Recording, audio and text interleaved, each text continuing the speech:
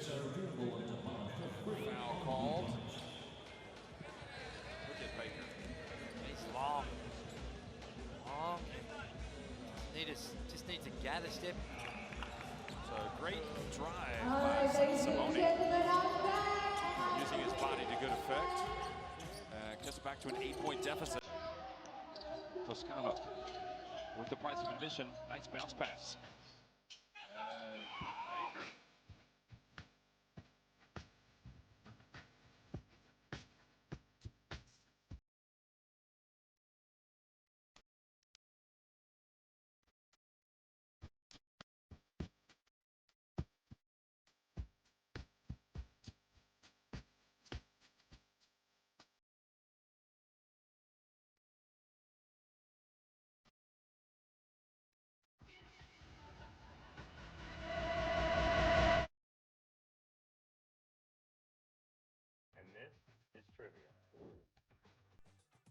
Unicaja won our first basketball Champions League this year, but who did we beat in the final? Was it 1, Telecom Basketball, 2, Lenovo Tenerife, or 3, Paris? It's got to be a real fan to know this one, so a quick repeat. Who did they beat in the first basketball Champions League this year?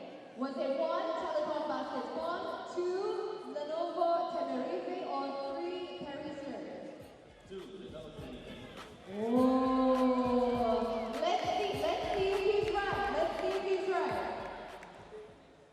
And the answer is 2, Lenovo Tenerife.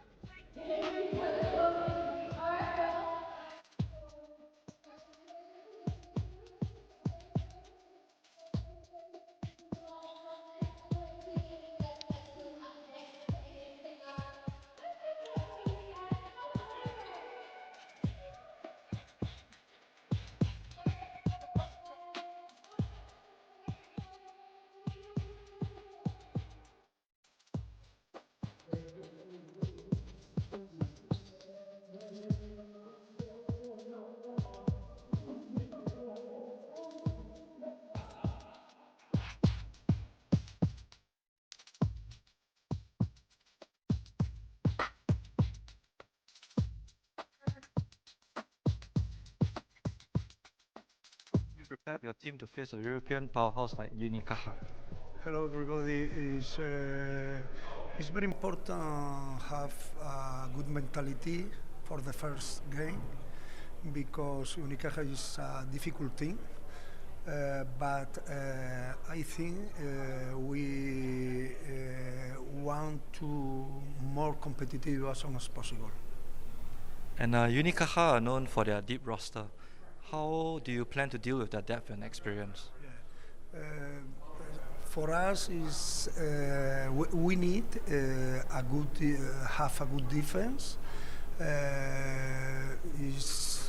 Unicaja, all the player in very dangerous in all the situation, but it's very important to the control the reading the pace. Okay, thank you, coach. Thank you. Well, hello, everybody. Welcome back to Singapore, the Singapore Indoor Stadium for the Group A game here at the FIBA Intercontinental Cup between Petro De Luanda and Unicaja Malaga. So this is a battle of the Basketball African League champions from last season going up against the Basketball Champions League winners, Unicaja Malaga. Of course, that is Europe.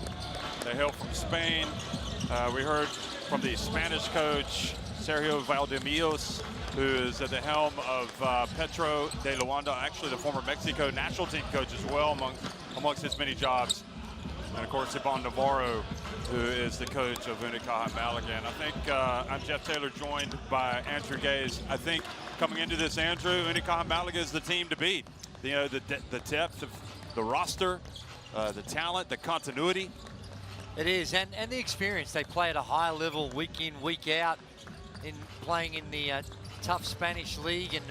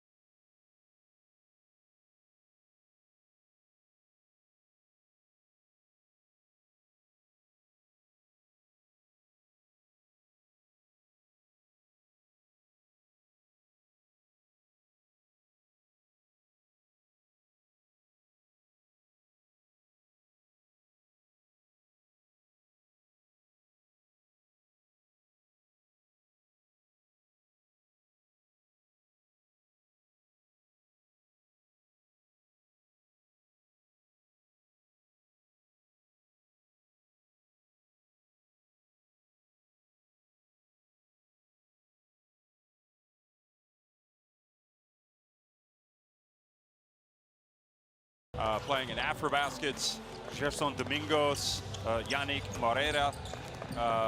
You'd look at Shilde Dondao.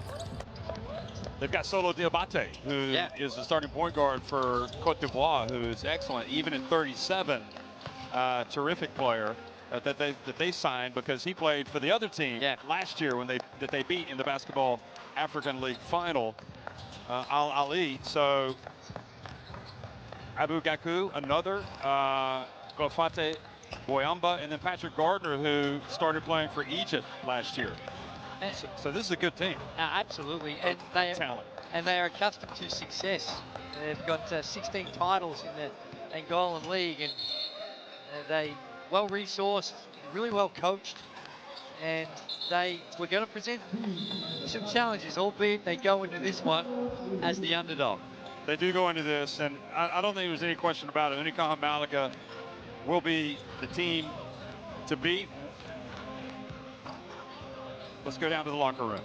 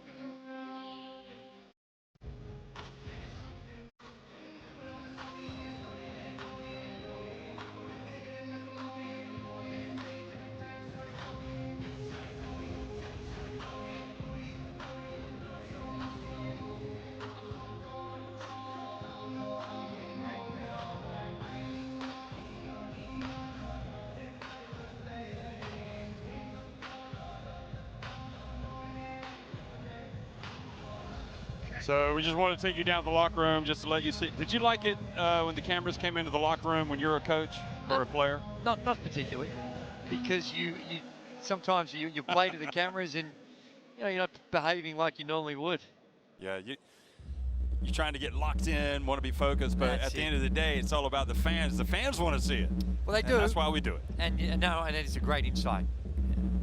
Well, we're going to see the player introductions here, and you look at, again, this matchup, the best from Africa, the Basketball Africa League winners going up against Unicaja Malaga, the two clubs. Obviously, Unicaja Malaga, this is virtually the same team from last season going up against, hey, there's Jack McVeigh. Was that McVeigh that we just saw there? That was a game winner. Game 3 of the best-of-5 series. So we're going to look at Petro Atletico Luanda, I think, first. No, we're going to see Unicaja. They just tripped me up on that one. So I don't know that there's a perceivable weakness in this team. No, good size. They shoot the ball really well. And defensively. And they're really controlled on the offensive end. You talked about the depth.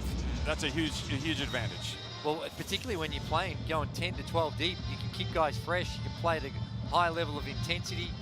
And that really helps you, particularly on the defensive end, where you can got to expend a lot of your energy.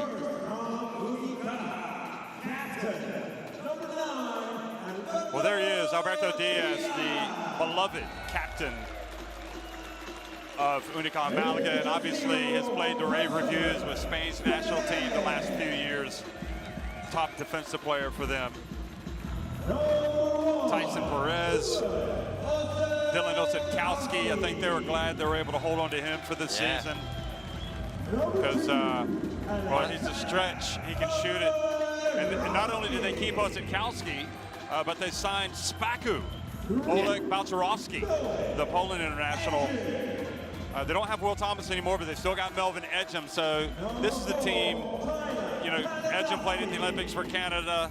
You got Tyler Kalinowski, who is always capable of coming out, getting hot, coming out and making big plays. Cameron Taylor. Is there one single player that's head and shoulders above anybody else in this Unicaja Malaga team? I don't think so, but I think that's one of their strengths. No, there's no doubt about that. And you've got players that are, like when you're talking about Osakowski, he's one of the best players in Europe and playing on this team. And it's just, it's a beautiful situation for a coach when you can throw out a whole bunch of different combinations and feel good about your prospects. It's not always the case. Not every team, a coach can sit back and, you're umming and ahhing about what's your best combinations, and you've got such a lot of different options. So it was Kendrick Perry and Dylan Osakowski that were really the all-star 5 performers, all Basketball Champions League last year. And we will see now Petro De Luanda. And it's interesting to see Yannick Moreira now as the captain of this team. I remember when he came out of SMU back in the day, 10 years ago, just the young guy. Now, 10 years later, here he is. El Capitan.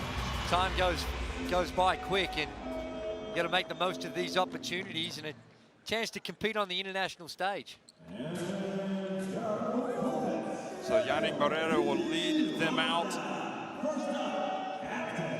What a great competition the Basketball Africa League is, and how given these great clubs a continental competition to play in, that just that they it's a drawing card to get the great players, but also the players that are already there deserve the stage. And it's just a wonderful competition, and it speaks very highly of Petro that they were able to win that title last year, the 4th team to win it. They had made it to the final before. Well, they dug themselves a bit of a hole.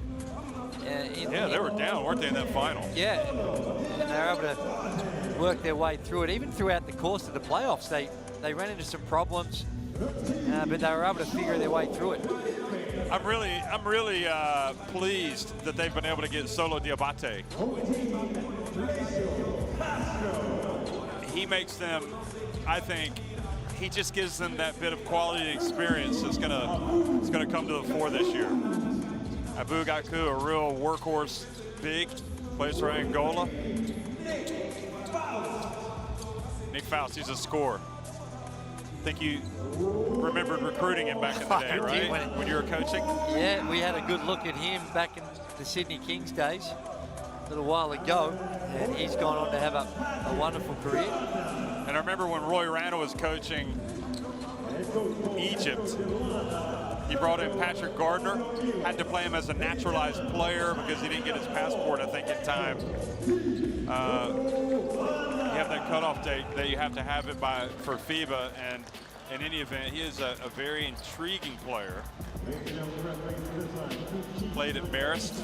You might remember Marist. Rick Schmitz. Anyway, referees. Hey, what's that Australian out there? What's he doing? James Boyer, you must have put in a good word for him. So, James Alexander Boyer, Carlos Andres Peralta Ortega, and Johnny Batista. Johnny Batista from Puerto Rico and Peralta from Ecuador. James is an outstanding ref. He was at the Olympic Games as well, just recently. He was indeed. Yeah, he's a good one. And one thing they have done here for this Intercontinental Cup is they've got the best of the officials. Johnny Batista, elite. So, yeah, he's definitely one of the best for my money as well. And that takes a little adjustment for these teams as well, because each official in their home countries has different points of emphasis and trying to find that consistency. We saw a real physical game early on. So Tyson Perez, Cameron Taylor, Jonathan Barreto, David Kravitz, and Kendrick Perry in the starting 5 for Unicaja Malaga, with Osakowski, Balcerovski, Ejim, Kalinowski, Diaz, Carter, and Djedovic coming off the bench for coach Ivan Navarro. Barreto, we didn't talk about him with his scoring, but he can get hot.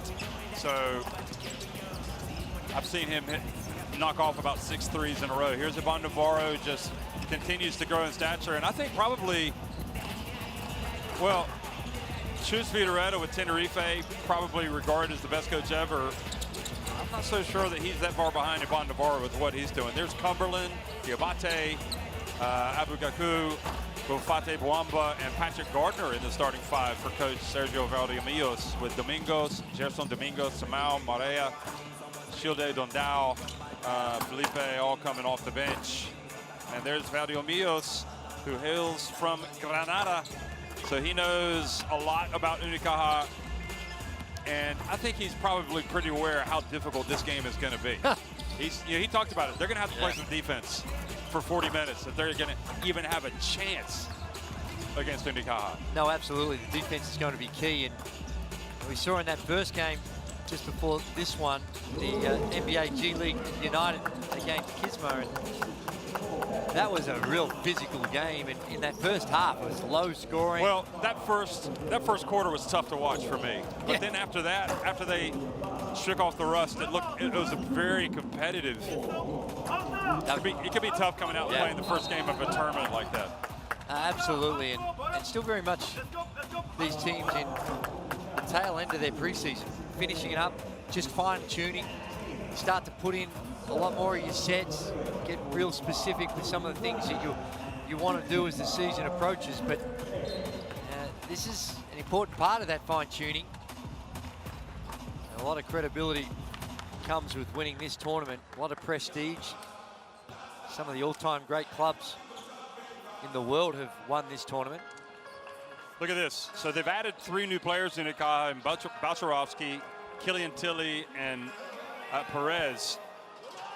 So,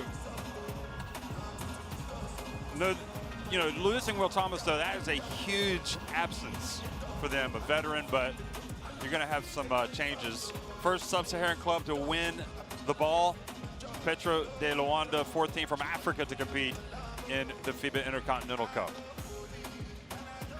So let's see what they bring to the table. I don't think there's any doubt this team has talent, but you gotta play. I'm guessing they probably lack a little bit of the chemistry that Unicaja have. Yeah, that's not a bad guess, but one thing they do have is athleticism. Yeah, it's a human highlight reel in the warm-ups. They are spectacular. It reminds me of watching you when you used to play, Andrew. I was like, who is this guy? Very much gravity bound. Gravity got the better of me. These guys are defying gravity. And let's hope we see some of that here. And controlling the tempo is going to be difficult because Unicaja, they are so good in the half court. You might want to try and push that tempo and take advantage of the early offense, because they're going to make you play some defense. Yeah, Angola's going to, the Angolan team is going to try to get out and run as much as possible.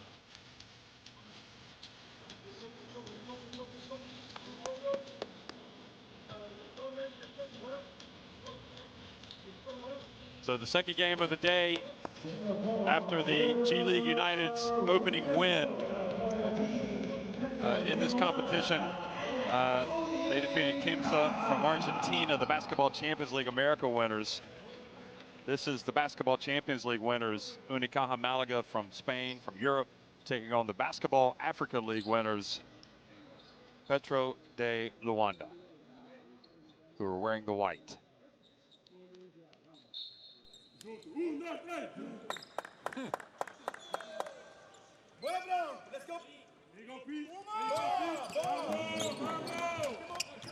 Well, good evening, everybody from Singapore. We are with you here for the second game of the day, the opening day of the FIBA Intercontinental Cup, and it's Petro De Luanda wearing the white, winning the opening tip, going up against Unicaja Malaga.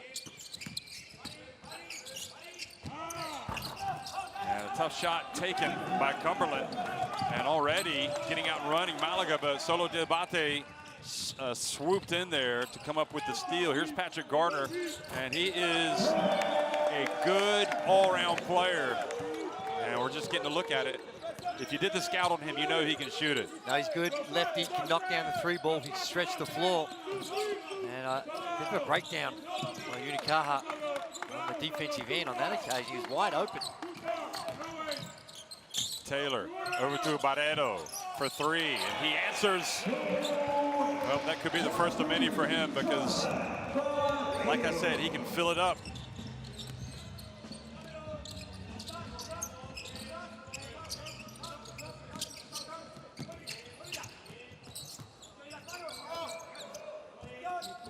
Diabate, not a lot of motion in this offense. Diabate is going to have to launch it. He does, and clangs it off the rim, but good hustle into the corner to get the basketball back by Abu Gaku.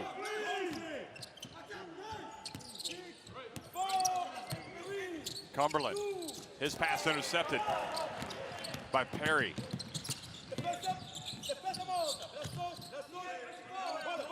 So we've seen Perry play most recently for Montenegro at the FIBA Olympic qualifying tournament in Riga this summer. Now he's back with Unicaja, and Cam Taylor gets in, puts it up and in. Kendrick Perry, I saw him when he first came out of college. His first job was in Australia playing with the Sydney Kings. And he is much traveled and had a lot of success, mainly throughout Europe. Diabate drives to his left, puts it up with his right hand. So a couple of difficult shots being taken here, a few in fact, for Petro De Luanda. And I'm guessing with Perry, as the pass goes into Kravitz, he's able to get it back to Tyson Perez. It'd be interesting to hear your opinion of how much better Perry is now than when you first saw him. Yeah, he had some problems when he was with the Kings. When he's first coming out, you're learning the international game. Talk about him getting cut for a lot of the season, and really thrilled to watch his progress from there, how he stuck at it and just continued to improve. Yeah, he's awesome. He is definitely one of the best players in the Basketball Champions League and in Spain. He's got the basketball right now. Here's Taylor. Oh boy, Taylor knocking it down and getting fouled by Cumberland. A chance for a 4-point play. Look at this. Just coming into his landing space. Yep. So he got the shot off, and that's incredibly dangerous. What can happen when you land on someone's feet? So you're in their landing space, you're not allowed to be there. So he goes to the free throw line for a potential 4-point play. You don't see these all that often. Although, we do see them more often than we used to. And the way the defense are playing now, and because you got to close out so hard on the 3 ball, there's a foul. There's a foul, yeah. Of course, a 4-point play ended up being one of the biggest plays. In fact, there are a few of them at the Olympics. For France, when they avoided defeat to Japan early on. Everybody can shoot it now, so you got to respect that 3-point shot. You just can't foul him. There's Gardner. Look at that. Turns, whips it back outside. Cumberland.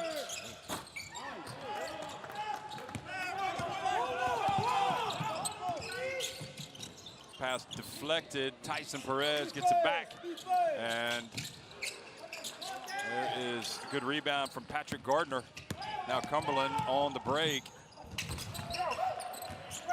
Looking for a foul. Look at Solo Diabate. And he gets the deflection. It goes out of bounds off of him. Yeah, we're seeing a real contrast here with Petro De Luanda. Yeah. They, at half court, they're really settling for shots in that last 4 to 6 seconds. And really trying to slow things down, it appears. Whereas Unicaja are moving, and look at this, the pass, look at the sharing of the basketball. Tyson Perez goes up, he scores, and Unicaja Malaga already on top 11-3.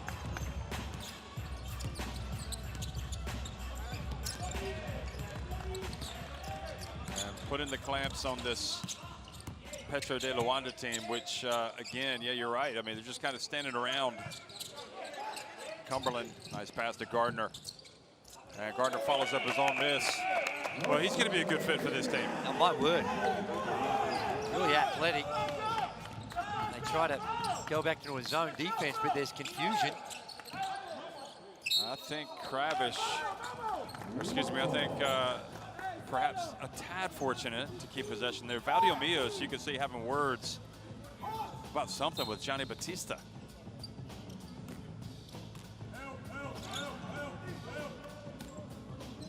I think Valdiomillos is more upset with his team than with anything from the referee standpoint, the way he just looked and barked at his players on the bench. They're the ones that always pay the price. If the guys aren't playing well on the court. Hey, what have I done? I'm sitting on the bench. Yeah. Solo Diabate. Ball stolen by Kendrick Perry. And on the break, Taylor and Patrick Gardner reaches in and commits the foul.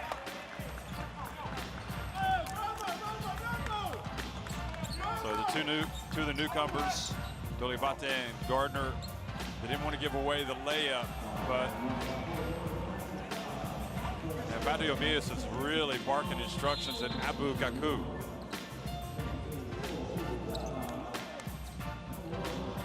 And we see some substitutions coming in. As we mentioned, they're not afraid to throw the combinations around. Well, the days of the starting five definitely being your best team are long gone over. I mean, when you bring in Osadkowski off the bench. Yeah. I don't see him as an off-the-bench type guy based on what he's done over the last couple of seasons.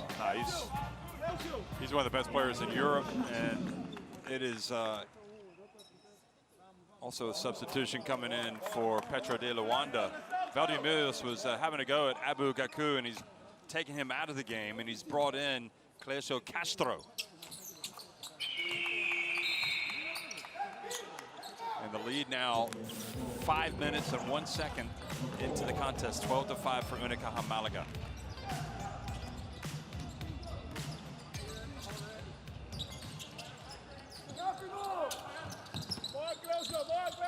Bounce pass, nice play. King Castro fouled. So making an immediate impact is Castro. Nice pass from Cumberland.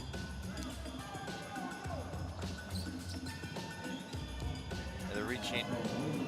And this Unicaja team, they had 12 guys averaging double-figure minutes. And that's unusual. And it's not like, well, I only played 3 games and I had double. They're playing a lot of games. Legit.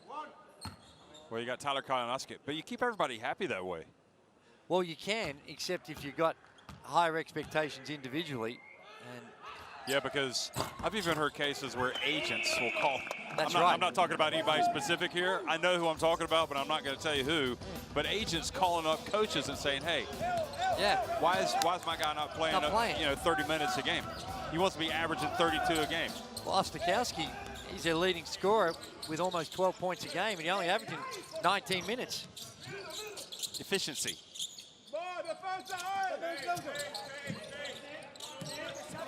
Here's Krabish. Boy, he's really gotten better the longer that he's played in Europe, but misses with that turnaround. And Osadkowski steps in for the steal, and Barreto. And those are the types of turnovers that will give Valdiomillos even more gray hair. Diabate drives in, hangs in the air, misses the layup.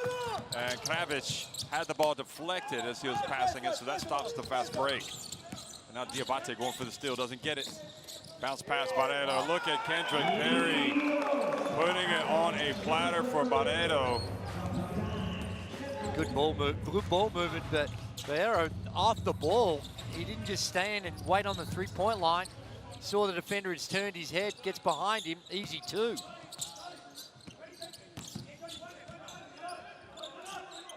Long jump shot. Off target. And they need fouls to make those. Here's Osadkowski. Back outside to Perry.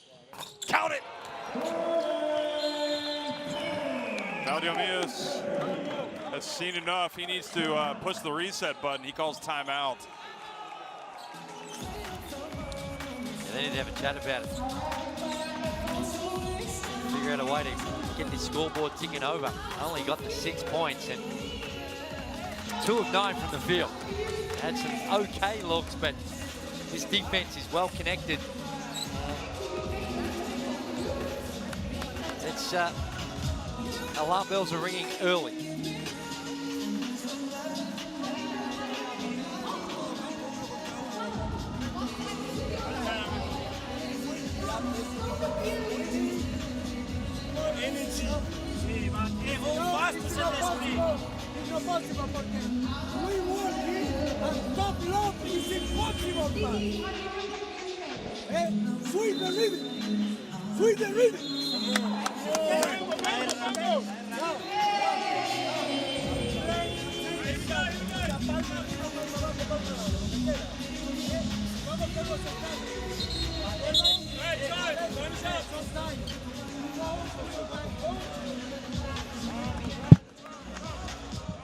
(19-16), Unicaja Malaga on top of Petro De Luanda, and Valdiomio is calling a timeout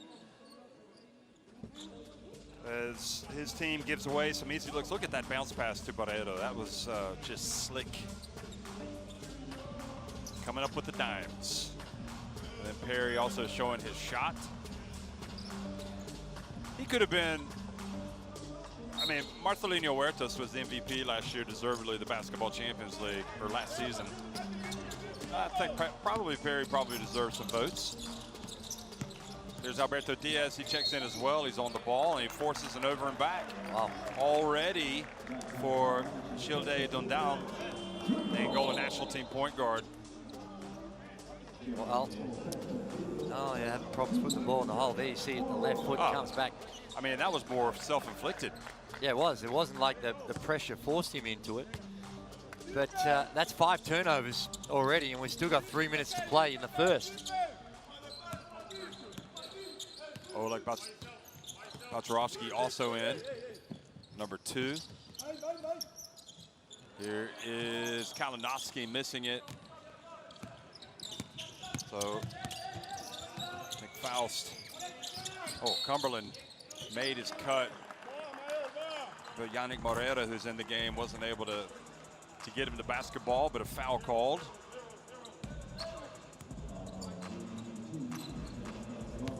Let's see if having Moreira in here makes a difference, as well as Shilde Dundao, because they needed to do something. Not to mention Faust.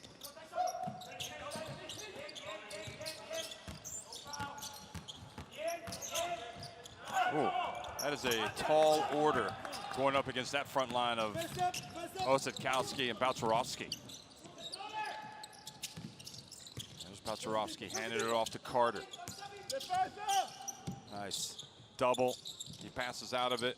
Kalinowski, great shooter, and knocks it down. Just beautiful ball movement. They trap the on ball on one side, and they're playing catch up the whole way around. Rotations aren't there quick enough, and a wide open shot. Faust. It's 21-6, Unicaja Malaga. And Cortez, or Castro rather, giving away the layup. 23-6, Unicaja, the tournament favorites. I'll just go ahead and give them that tag. Wow, I think it's justified. When you look at the depth of talent, what they've got, and they look sharp early on in this one.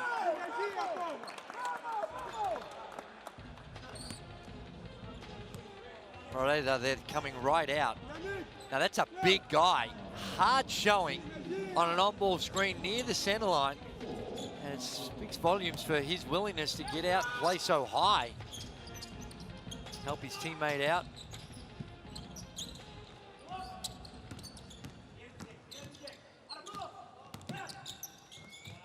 Cumberland's pass down. Oh, it was deflected. That should be, yeah. This should be Petro basketball with 4.4 seconds. My word. And this is good communications between the officials. Oh no, they asked a question and they still didn't agree with him. It certainly looked like there was a deflection. Well, maybe it went off of somebody else from Petro after the pass, after the deflected pass.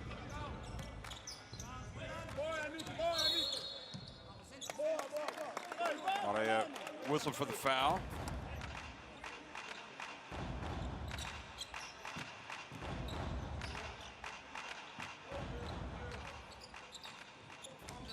Yep. Kalinowski. High arcing shot. That's 2 early ones for him. And Unicaja Malaga already looking like a well-oiled machine. Oh my word, they are. And we've almost played a quarter of basketball. Only a minute remaining. And they've only got 6 points. So at both ends of the floor, they're getting it done. There's another turnover. Dribbled out of bounds. That's 7 turnovers in the quarter.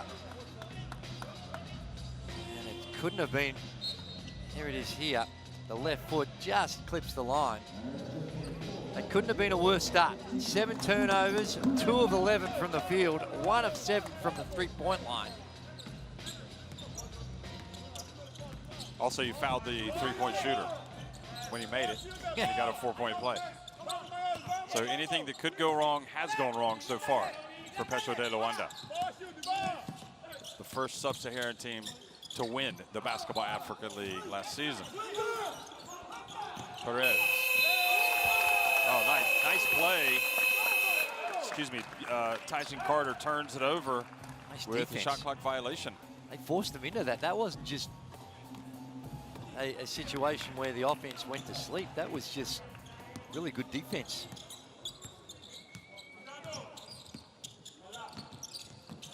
Gerson Domingos in the game.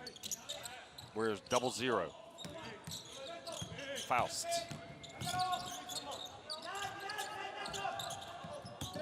Dundal, high arcing 3, and only clipped the backboard. So that is a turnover. 3.5 seconds, they got to go the length of the floor. They've got plenty of time. I'm surprised they didn't put Perry in. Here's Osetkowski. And, oh, they're going to count it. No, the foul before the shot. Man. Now they only got 0.6 of a second to get a shot off. Yeah, but this is a catch and shoot, right? What is it? If you got 0.3 or less, they say you got to tap it. Osetkowski catches! Oh! I would have put money on him making that shot.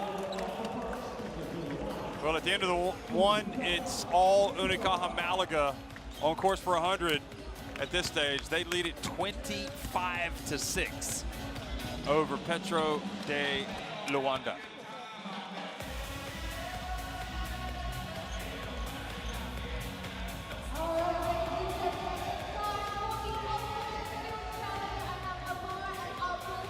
Well, it's been an impressive performance, and the field goal percentages are off the charts. 10 of 16 from the field, and from the 2-point line, 7 of 9, 3 of 7 from 3, so you couldn't have wanted any better. But it's at both ends of the floor, they're getting it done. Hold a team at this level. And you're talking about Unicaja. Unicaja, of course I am. And at the other end of the floor, to hold Petro De Luanda to only 6 points. It's just been an impressive display, really mature, really controlled, forcing Petro De Luanda into turnovers, and it's going to need a significant turnaround, or this one could get really ugly if it isn't already in that category. And it's hard not to be impressed with the way in which they shared around. Cameron Taylor, he was perfect from the field. Mr. Free Throw, but perfect from the field. 2 of 2 for his 7 points. And Jonathan Rayo also with the 7. And unselfish, really pretty basketball they've been able to play. So Unicaja starting a lot sharper, and maybe not a surprise. We previewed it. All the continuity, all the talent. But at the end of the day, you're talking about, you know, you're going up against the basketball Africa League champions. So there has to be some disappointment, I know, for the ball people here watching this. No doubt, and they got problems at both ends, but in particular offensively, you can't win games only shooting 6 points in a quarter, and been forced into some tough shots. Well, there's one way back into this only for me, and that's defense. Defense, get some turnovers, get some easy buckets. Uh-oh. Diaz, oh, and Carter, almost. You saw him make eye contact. Yeah. See that coming a few passes out. Really well organized set.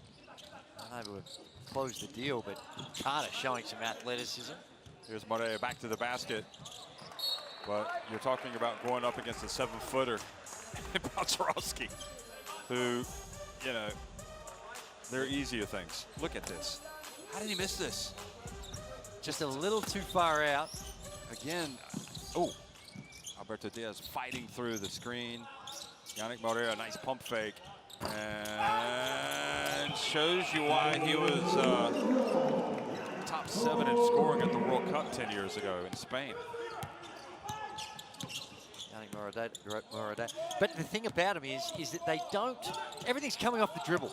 Yeah. Everything is just individual. They got to try and find a way to loosen it up a little more before they get into that penetration mode. Whereas Unicaja are pass, pass, pass, pass, pass. Yeah. And then there's either the shot or the penetration, but everyone's putting the ball to the floor. Now you see another one, but Petro De Luanda need to get some more action, move the ball around. Here's Domingos. See if they can get maybe a run. Wow. Domingos. Well, that's a no-pass offense. Yeah. A no-part coming down, dribble, dribble, dribble, a couple of on-ball screens, and forced up a tough 3 by Domingos.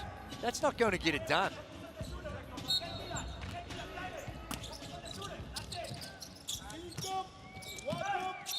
Oh, nice play, Morea. I mean, just the sheer talent of Morea has allowed them to shave 4 points off the deficit. Now, over the course of the next 30 minutes, they're not going to be able to rely on this. No, they're not, but that's a nice move, and they'll take him any way they can get him right now. Again, coming off the dribble, the penetration, just a little push. Wasn't a lot in it. Well, here's the captain trying to go to the line, make this, and get it back to a 14-point deficit. He actually played in the Basketball Champions League back in the day, played for PAOK, Morea. So he is cognizant of you know, teams. The best, if this team has won the Basketball Champions League, he will know that this is going to be a tough game. Does not cash in with the free throw. It's a 15-point game.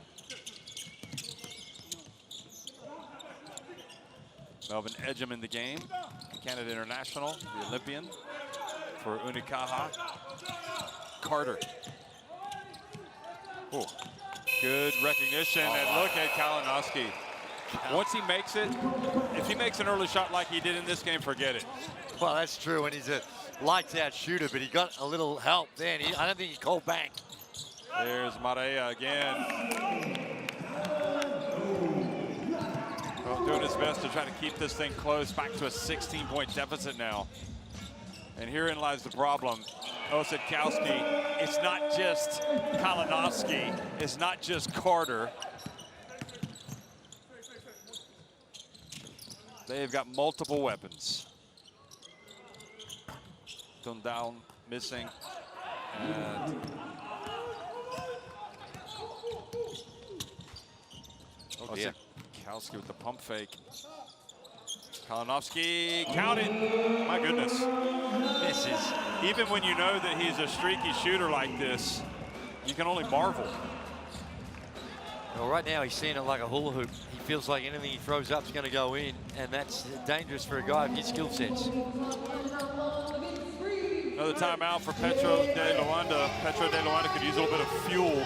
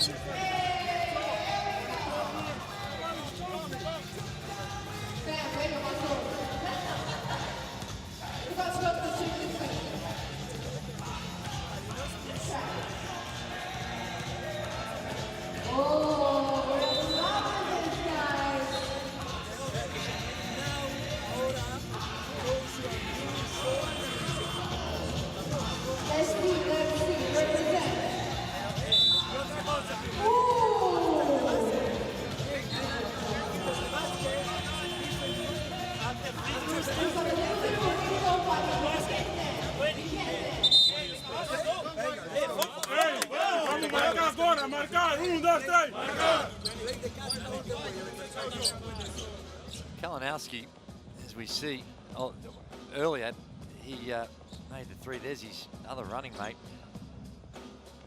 Osikowski. I mean, they're just doing it from all over the place. There he is. This is the guy I'm talking about, Kalinowski. He's been outstanding, even back when he played for Davidson. Well, there's a school that followed in the footsteps of Steph, yeah, one of the many, and Davidson obviously produced many great players, and a guy that's going to walk into the Hall of Fame at the earliest opportunity, Steph Curry. But Kalinowski is definitely a terrific addition to this team. Oh, my word. And coming from Davidson, which was a while ago, but he very structured, very organized, very much typical to what you'll see with a lot of European basketball. So that certainly has given him an advantage in making that transition.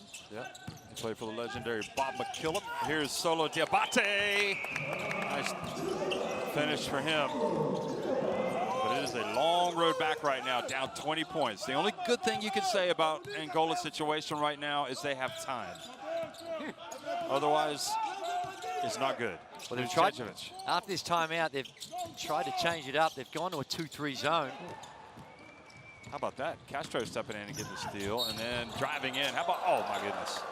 That's the type of thing that happens when it's not going your way. Down with the layup. He desperately wants the three-point play. And it doesn't drop, so he has to settle for a couple of free throws. Look at this. Yeah, just a little hit on the wrist, and could have been an M1 on that one. You see him asking the question. So that was Diabate, and this is Shilde Dondown.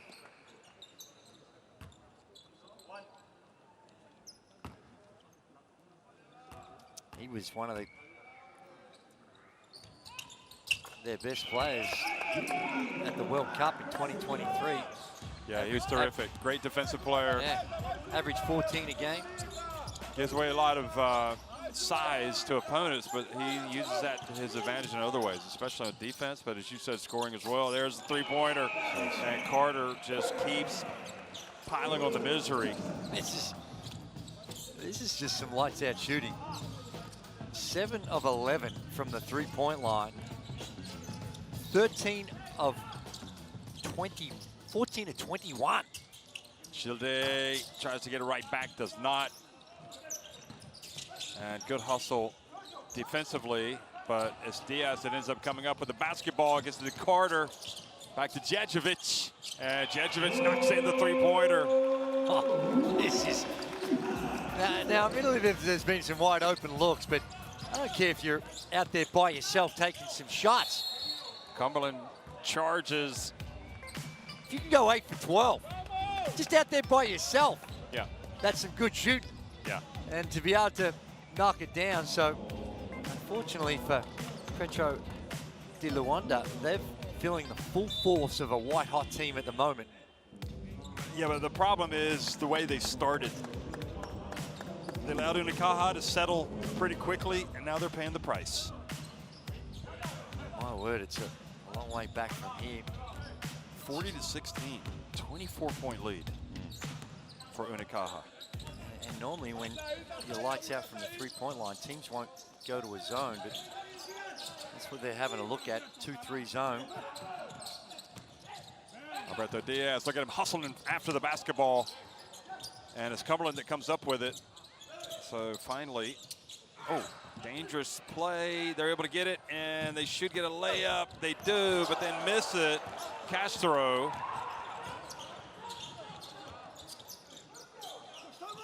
Osikowski for three. Count it. My goodness. Osikowski. He's big time. He is. One of those ones where you think, gee, I wonder why, perhaps his athleticism, maybe why he hasn't had more of a look with an NBA roster. Well, that three-pointer gives a little bit of hope to Petro. So Osikowski, when you think of the game throughout the world, and particularly in the NBA, where you're looking for guys to spread the floor, he can certainly do that. think it's like anything else. Any great team or league, you know, sometimes if you're a good fit, right place, the right time, the situation, I'm sure he could fit in anywhere. Yeah, he's found a good home here. Played for Texas at the collegiate level. That was one of his Stops. universities. Yeah, one of his stops. Also Tulane. Tulane in Texas, yep. He's played, won a championship in France with Asville. He did play in the Summer League, actually, back in 2019, but I always like to think, Andrew, just like you went to America and got a different experience when you played at Seton Hall for PJ Carlissimo, and then had a brief spell in the NBA. Is that the best way to put it? Yeah, I was With San Antonio? Well, I was, before that, this is how old I am, I was with the Washington Bullets. They weren't even the Wizards back then. Wow. Brief stint there, and then, of course, the full season at San Antonio. A lot of fun, although, you know, it wasn't necessarily playing a lot. I was cheering them on, that's for sure. But my point is that it's great for one thing that basketball can do for is it can take you around the world. Oh, yes. So, careful. Oh, cameraman goes down hard, and Djedovic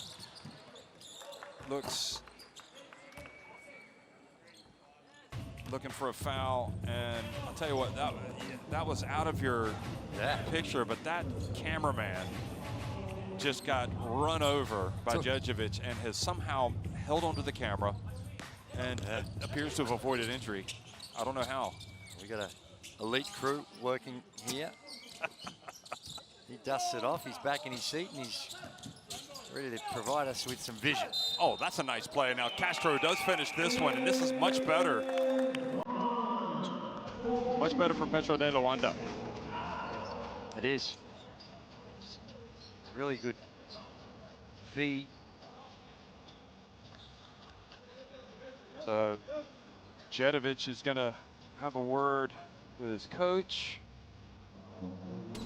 And the feed by Diabate is what got that done, the playmaking.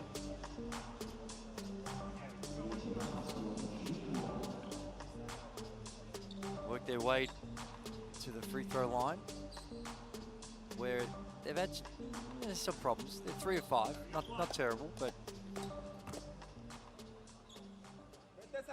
only 2 of 12 from the three-point line. Ooh. Castro does not capitalize. And again, when you're having a tough game and you got these chances, you don't get those three-point plays, do you? You got to make the most of them when you're playing catch-up. Here's Carter. Clanged that one. Look at Kravish knocking it back out there. And Castro hustling, trying to get it, but Carter beats him to the ball. Here's stepped out. Oh boy, Edgem trying to keep the ball away from Cumberland, steps out of bounds. Are you a fan of that style of rebound where the guy flies in, he knows he's not going to get it, so he bats it out to the perimeter? Yeah, I think you've got to, if you can create a new shot, provided you know where you're hitting it. Now, it can lead to some fast break transition if you randomly do it, but when it's a controlled tip out like that one, I think it's a good solid play. Reward the effort. Oh, Domingos! Gerson Domingos stroking the three, and it's back to a 21-point deficit.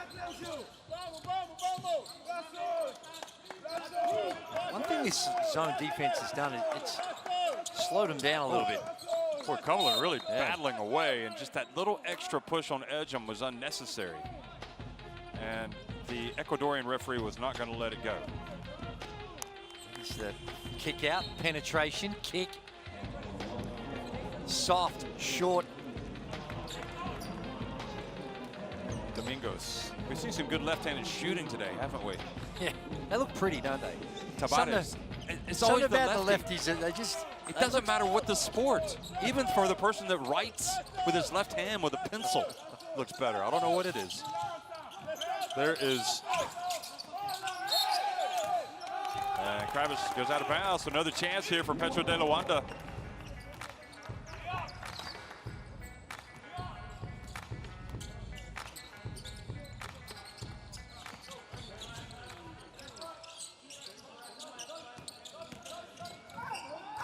And And there's the drive and the bucket from Solo Diabate. They get even closer. Kendrick Perry looks at his options. Oh!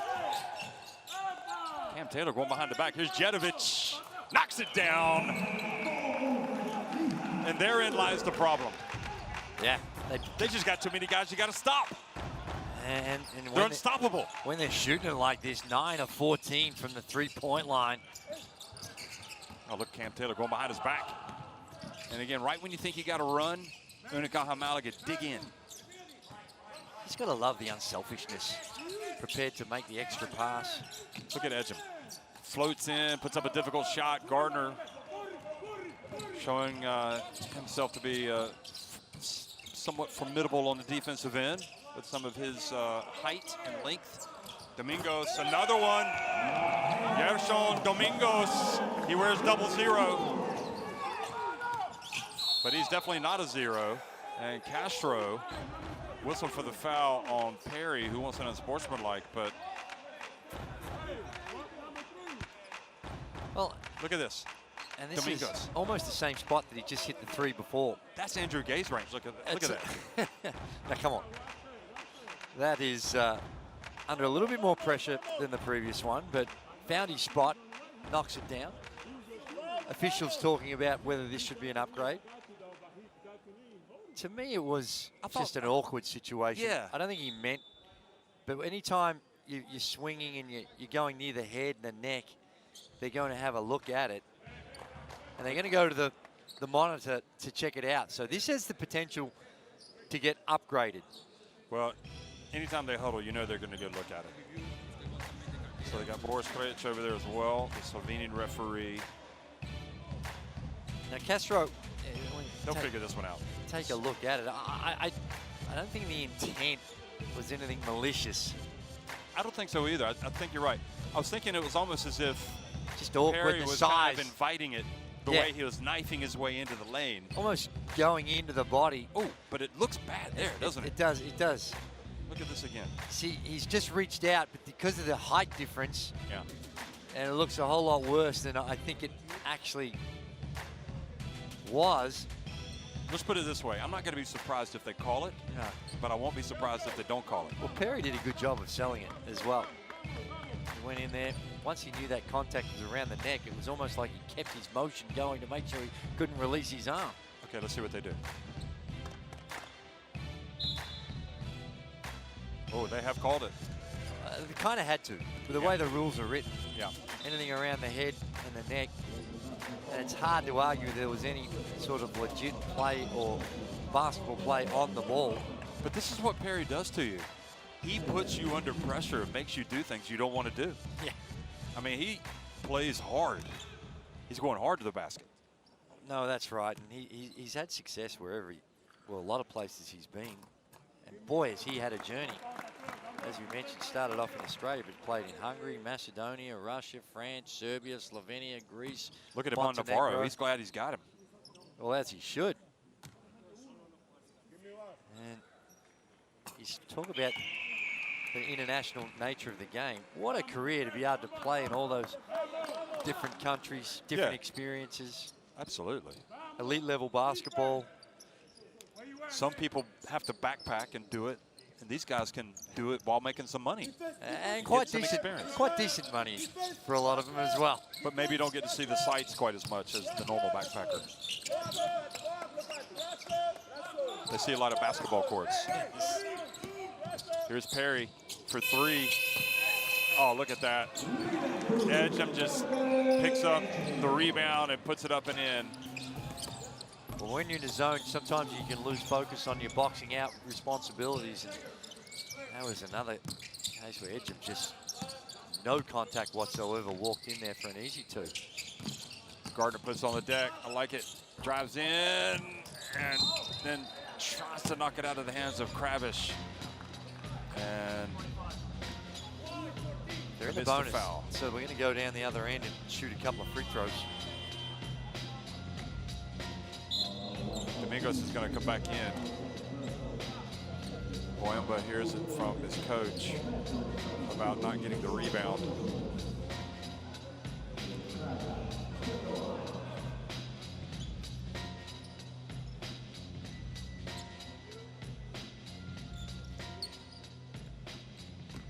Kravish at the line.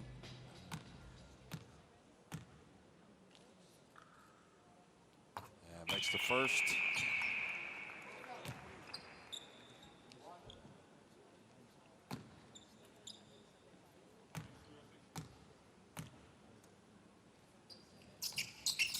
And the second.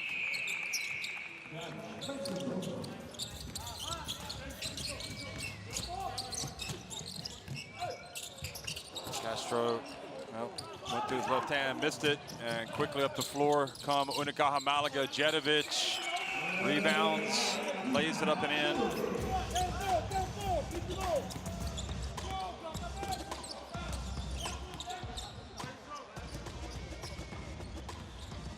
It's funny also how you can follow these guys as you look at the final seconds here of the first half. Gardner gets an open look and knocks it down. Well, Cam Taylor got over to try to bother it right at the end, but Gardner was not going to be denied. But it is an uphill climb facing Petro De Luanda, because Unicaja Malaga, the defending champions of the Basketball Champions League, they lead it at halftime, 55-32. Well, we saw firsthand why this team is going into this tournament as the favourites, because they've just been fantastic at both ends of the floor.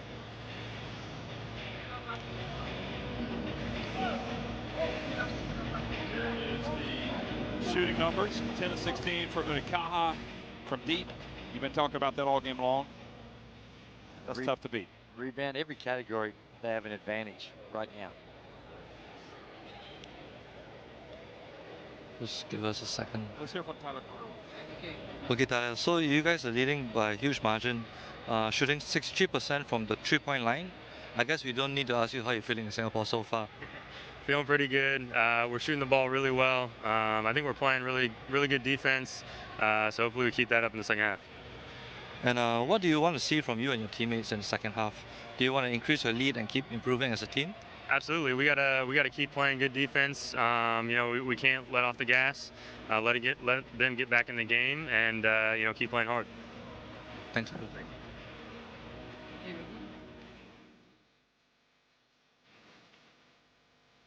Well, spoken like a David graduate, very Davidson graduate, very clear, concise, True. and Good academic school. oh, outstanding. So you look at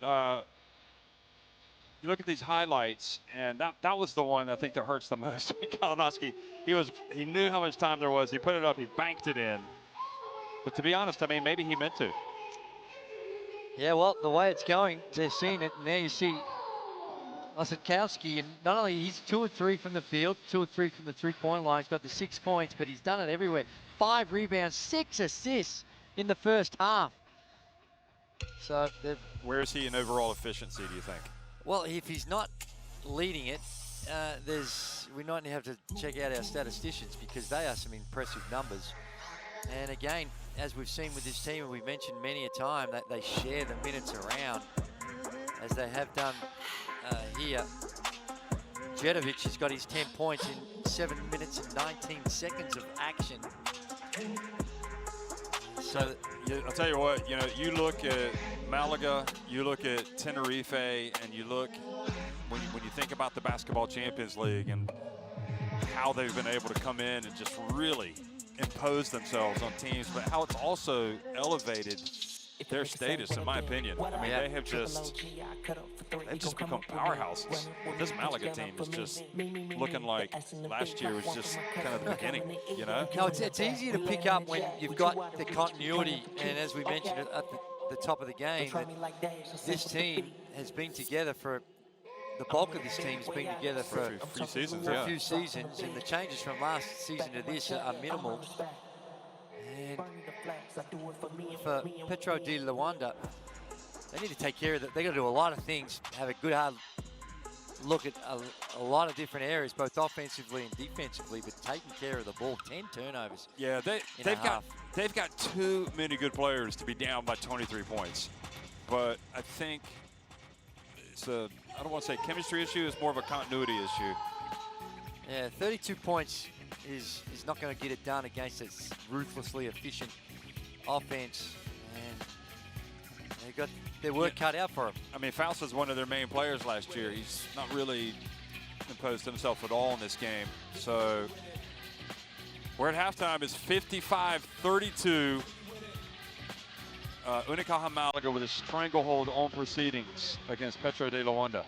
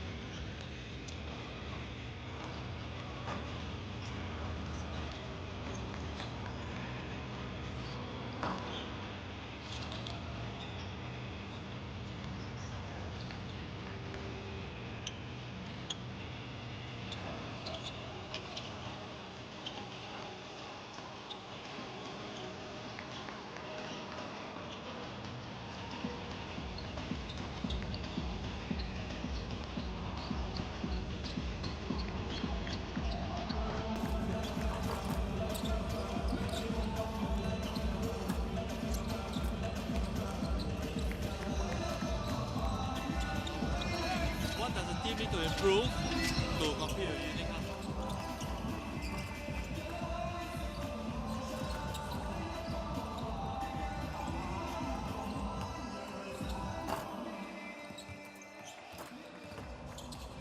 So I'll just ask the question and we okay? So coach, can you tell me, obviously it was a tough first half. What are the things that need to be improved for the second half? Well, now we are talking in the locker room. The most important thing is have a good mentality. Unicaja is a good team, very good player, but we need more in us, no? As a team, as the future in the season, but no problem with the mistake against Unicaja. We need more intensity and the better mentality. Thank you.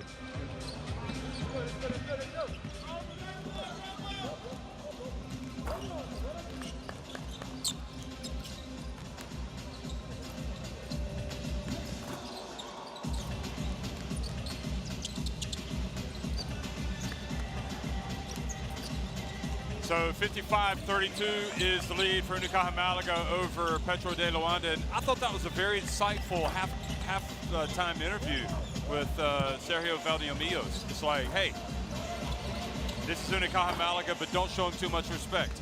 We need to start playing well because we need to be better as a team, not just for this game, not just for the FIBA Intercontinental Cup, but we can use this going into the season. Yeah, and his point of emphasis about the mentality is an important one because it's your whole attitude about how you're going to go up against this team. And judging by his comments, he feels like they've been a little intimidated by Unicaja and just their reputations and being one of the stronger teams in Europe.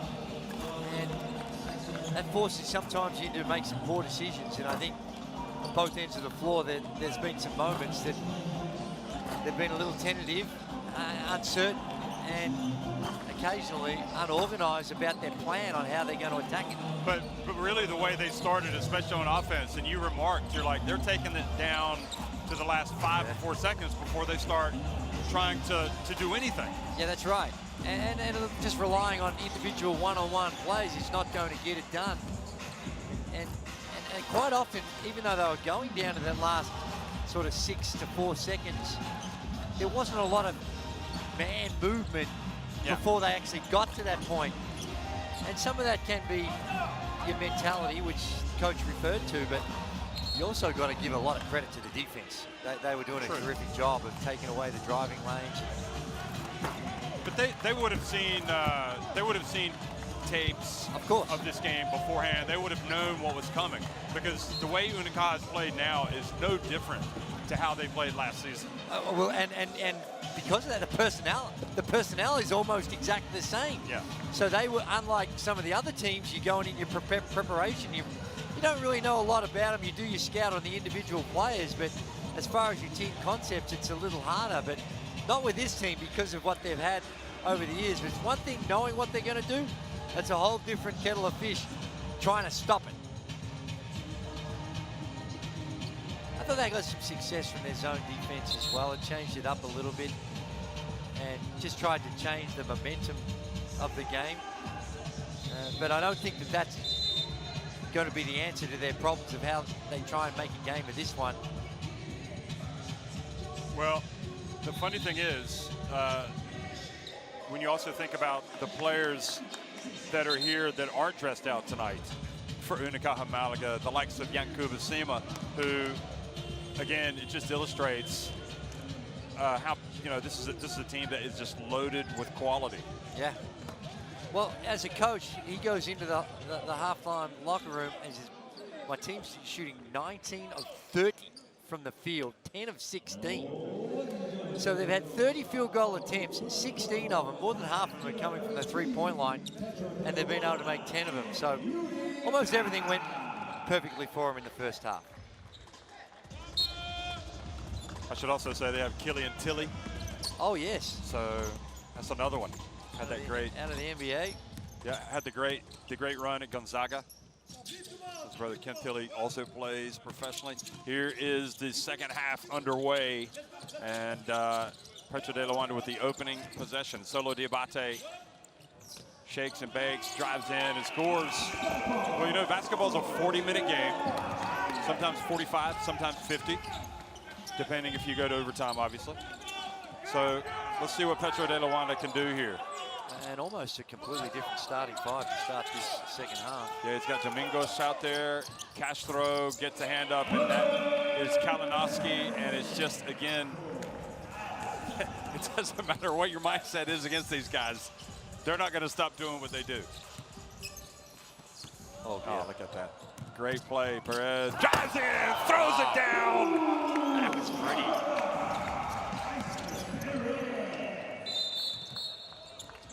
Problem with this, that dunk, there must be a loose connection down there because he dunked it so hard.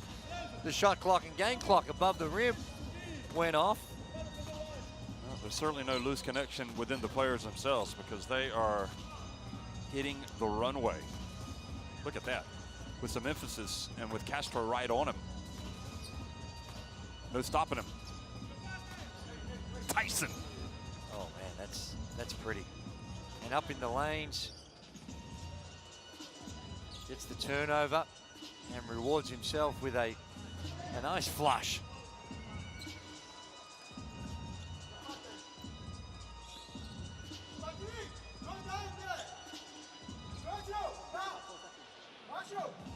Tyson Perez, actually born in Santo Domingo, Dominican Republic, but has Spanish nationality.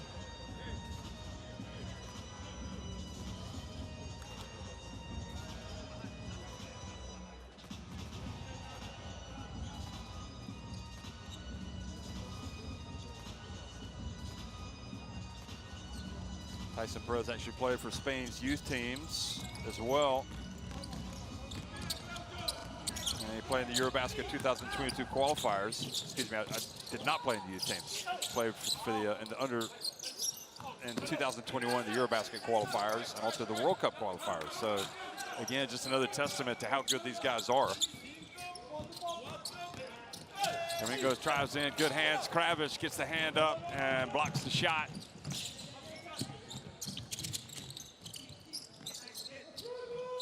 Oh, wide open.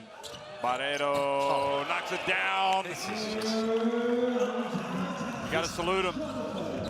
Well, every single player is a three-point threat. And when they get out in transition and they spread the floor, it's just so hard on the defense when everyone's a threat and they're lights out. Good catch and finish, Castro. Think about Unicaja. They won the Copa del Rey, the Spanish Cup, the Kings Cup, 2 seasons ago. Last season, they won the Basketball Champions League. So if they do go on and win this, that would be 3 consecutive years that they have won trophies. And who knows, they might go on and win another trophy in the Basketball Champions League or Spain or the Copa del Rey. Here's Barreto again. Not this time. Here he is hustling back. Now Gardner.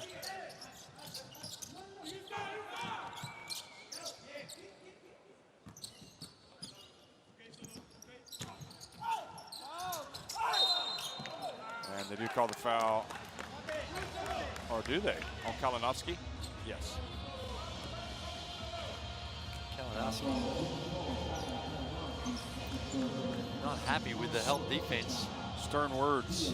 And he wanted Tyson to be there, and he's got a point, but it's Tyson. And he's saying, you need to get over there. Well, that is true. But slide your feet, keep them in front, and you don't need that help. Okay. So it goes both ways. Maybe that's what Tyson Perez was thinking, but he just didn't say it. Yes. No, I think that's right.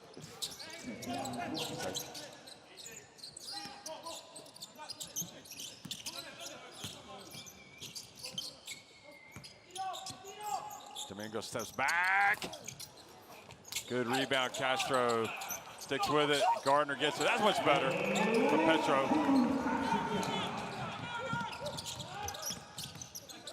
little thing, but that was an outstanding inbounds pass by Kravish. Ball's in and just they're flying it down the floor, putting enormous pressure on the transition defense. Even on made baskets, they're looking to get out. Like, watch this. See, if it happens so fast that I think we'll probably see it here. Here, straight away, one step. Look at that. He knew where his guard was going to be, and just out of the hand so quick. Petro De Luanda. Just on the back foot in the D-trans, even on made baskets. Kravish misses. Castro skying for the rebound. Well, it definitely seems like Castro hasn't played perfect basketball today, but he has had effort. Look at this. Bam! The dunk! Yeah, right on cue. Bouncy. And that's why we're seeing him and not Abu Gaku. I do believe. Good feed by Domingo as well. Kalinowski does not cool off. Once you light the torch, it will burn all night. Yeah. Well, this is something special. He's 5 of 6 from the field. Gardner. And I can tell you what the lesson to be learned is from this. For a lot of teams, if you're going to play Unicaja and Malaga, don't let them go up on you big early. Come out ready to play and go after them. That was Castro. That was a nice moment for him. Yeah, that's right. And easier said than done when there's so many weapons at their disposal.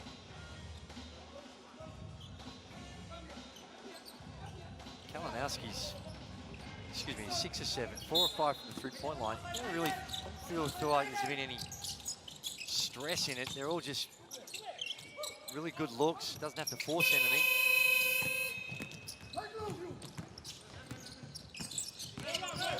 There's Alberto Diaz. Kravish. Man. Quick pass after made baskets. Quick release after catching the ball on the baseline. David Kravish. Unicaja putting on a clinic. And we are on day 1 of the FIBA Intercontinental Cup. And any team watching this is probably watching in admiration because they look good.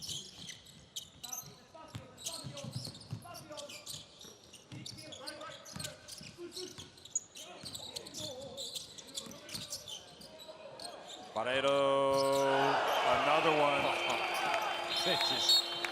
He's good. This is fun to watch.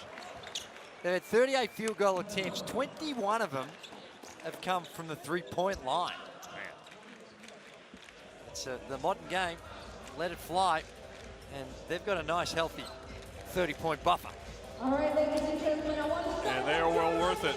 So Petro De Luanda head over to the bench to fuel up again, hit the reset button. And if you're going to play at this level, I'm going to say it again, you got to be ready to go from the very beginning. 3, 2, 1, let's go! Oh, come on, guys. We can do better than that. We barely hit 85. We're going to try it one more time. I want you guys to hit 90 on the decimal point. Ready? 3, 2, 1, go! Hey, one more time. Last one. We're going to go. In 3, 2, 1, go! Hey, we hit it. Well done, everybody. Good job. Let's get back to the game. Cuidado, atacar fuerte en la situación. Cuidado, consigue, bueno, me da igual, por cualquiera de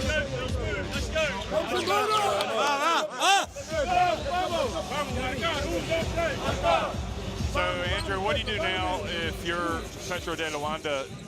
You know, you got 15 minutes to go as we look at the highlights. What does this mean, this last 15 minutes for you as a team? Well, I think you've got to focus on the bigger picture. You know, they're not going to come back and win this game. You're trailing it by 30.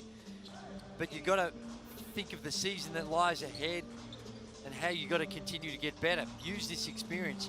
Try as hard as you possibly can, almost to ignore the score and worry about well, how can we get better with our offensive sets? What do we need to do a little bit better on the defensive end?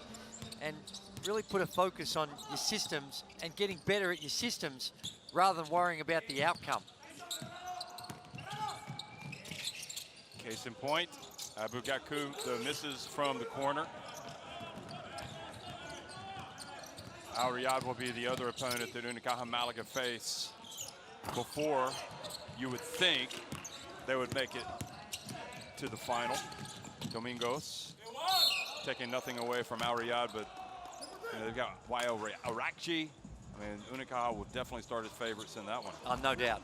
And I think And they also have Gokchan. I mean, they've got some good players. Unicaja and then I think you've got the G League team just because of their athleticism. Yeah. A lot of those players in the G League team have got legitimate NBA experience, and we haven't seen them yet.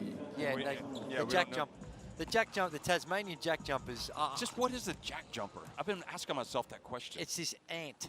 It's a type of ant. Are you joking? I thought it was a rabbit. Indigenous to Tasmania. All right. And it's it apparently if it stings you, the jack jumper, if they can't makes sting. you jump? Well, they can jump, but apparently the sting is can cause you some discomfort. So a jumping ant. Yeah, I love it. The jack jumpers. It's a unique. You love it as a name. mascot. I do. You don't want them in your garden. No, sir. Jack jumpers. This whole time I thought it was a No, it's an ant. somewhat of a jackrabbit or something like that. Maybe that's why I was thinking it was a rabbit, because it's Jack. Yeah. Tasmania has its own species of animals. Yeah. That's the only place where you find the Tasmanian devil, I take it? Yeah, and they had the Tasmanian tiger, but that's now extinct. But yes, indeedy, the Tasmanian devil. But incredible story of the Jack Jumpers. Only been in the league 3 years.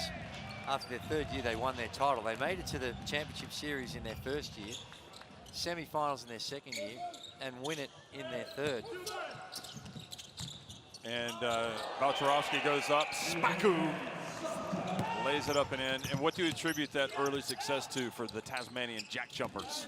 I think Scott Roth, the head coach, has got a lot to do with it. Really put together a team that not a lot of people really gave them much hope, but got the absolute very best out of some players that get second chances and gets them playing on the same page, like we're seeing here with Unicaja, and the way in which they have built around teamwork, sharing. There's an example of it there. Balcharovsky, the newcomer, one of the newcomers. Good size.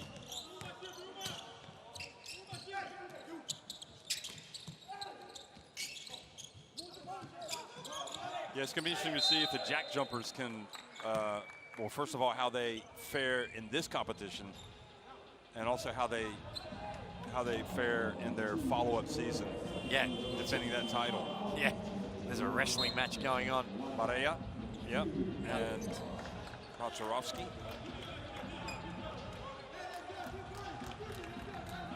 Maria plays with a lot of spirit, doesn't he? Both ends of the floor, he's getting pretty engaged. Can't question the effort. Yeah, the only thing I wonder is why he brought him off the bench rather than starting him, but maybe this will give him pause to think about that. If you want to start the game in the right way, maybe you need to have your best players out there, and there is Gaku. Puts it back to a 29-point deficit.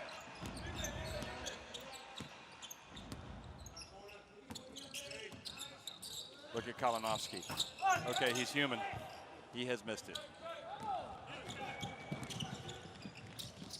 Faust puts it up. Oh, that's goal interference. That is not a good play by Spaku. Balcharovsky. Ball had already gone off the backboard. Watch this. See the foul. Wasn't a lot of foul, but that's clearly Now, why does Spaku do that? Why does he block it when it's clearly off the backboard? I just think he had a momentary brain freeze, and his judgment went out the door. Do you think Iban Navarro has made a mental note and going to tell him after the game, or? Well, I think in the context of this one, it's not obviously not that critical, but you don't mind sometimes the effort. You're coming from the weak side, you see the energy. Okay, he made a poor judgment decision in the end, but he's out there, he's battling away, he's trying to protect the rim. Just, I don't think you want to be overly critical in this context of what's going on. Now, if you're 2 down and there's 4 minutes to go and you make that play, you might be a little bit more agitated. So you're not worried about bad habits creeping in? No, not on that, and unless it's a consistent thing, which I doubt very much it would be. Well, let's see if he does it again in this tournament. Look at that. He comes out and knocks the ball away. So I'm sure that Ivan Navarro will appreciate that one.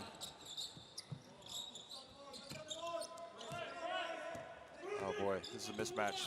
Perry goes right past him. And, well, they live to tell the tale. Here's Faust in the open floor. He goes up for the dunk. Goodness me. Hammer time. Straight away, there's a timeout. Yeah, Ivan Navarro wanting the TO, the timeout. Well, Faust just took his anger out. Look at this. On everybody. Look at this. Wow. And it's interesting that it was Balcerowski, a.k.a. Spaku, which means bird in Polish. Thought he was going to get another block. Yeah. A legitimate one. I started to look at my sheet when you're using the name Spaku. I'm like, we passed the ball here. What is this? Very easy. Of course, we got here. But that doesn't mean that we have to finish. We gotta step into the paint before any shot. Either with a pass here and passing the ball outside, or attacking here and passing the ball outside. But there's not pass, 3-point shot. Step into the paint. Vale, so Dylan get it. Ole, by the baseline. High behind the last guy. Okay? Let's look for this situation. Vale? Defensive transition. Collapse the ball. We got still 1 foul to give. Don't spend it in the shot attempt.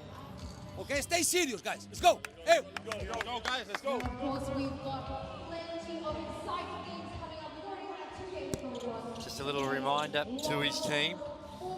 Don't get complacent. It's about, you mentioned it, about habits. Yeah. About developing habits, and interesting in that timeout, referring to the way in which they're settling for the 3-ball.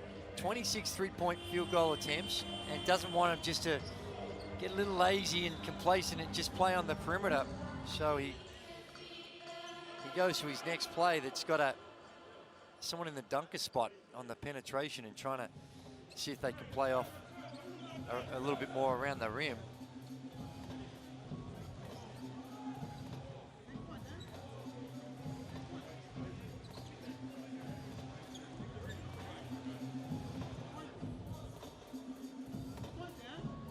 Kendrick Perry gets some clarification.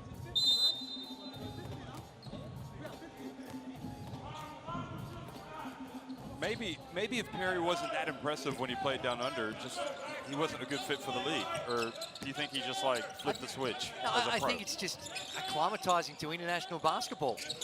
Yeah. And learning the nuances of the game, which there are some significant differences between the international game and the college game. Oh yeah. Claudio Milos will not be happy, giving away a couple of offensive rebounds. Going behind the back. Carter misses everything. Good defense by Carrington to swat the shot and prevent the layup. So they've cut the deficit to 25. Let's see how much closer they could get. Just realizing that Jack Jumper was also a great name for Jack McVeigh. Wow. Jack the Jack Jumper.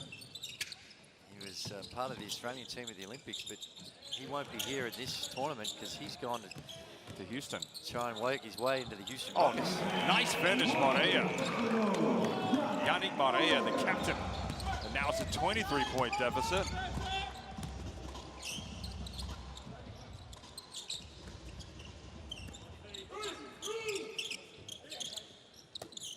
Well, they're only leading this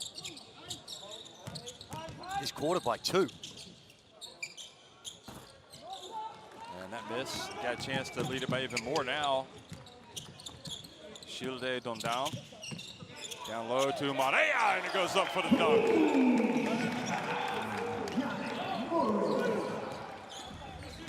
What do you attribute that to? Well, I think it's been taking the foot off the gas a little bit. But I give Petro De Luanda a lot of credit, the way they're trying to play this out. Here's Perry, takes it down deep, and does Kendrick Perry things. Number 55, right at the buzzer, stretches it back to a 23-point lead for Unicaja Malaga.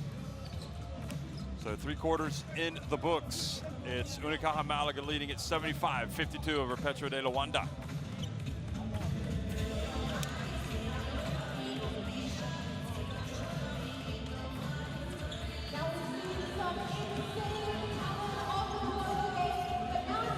Yeah, it was a good quarter for Petro De Luanda.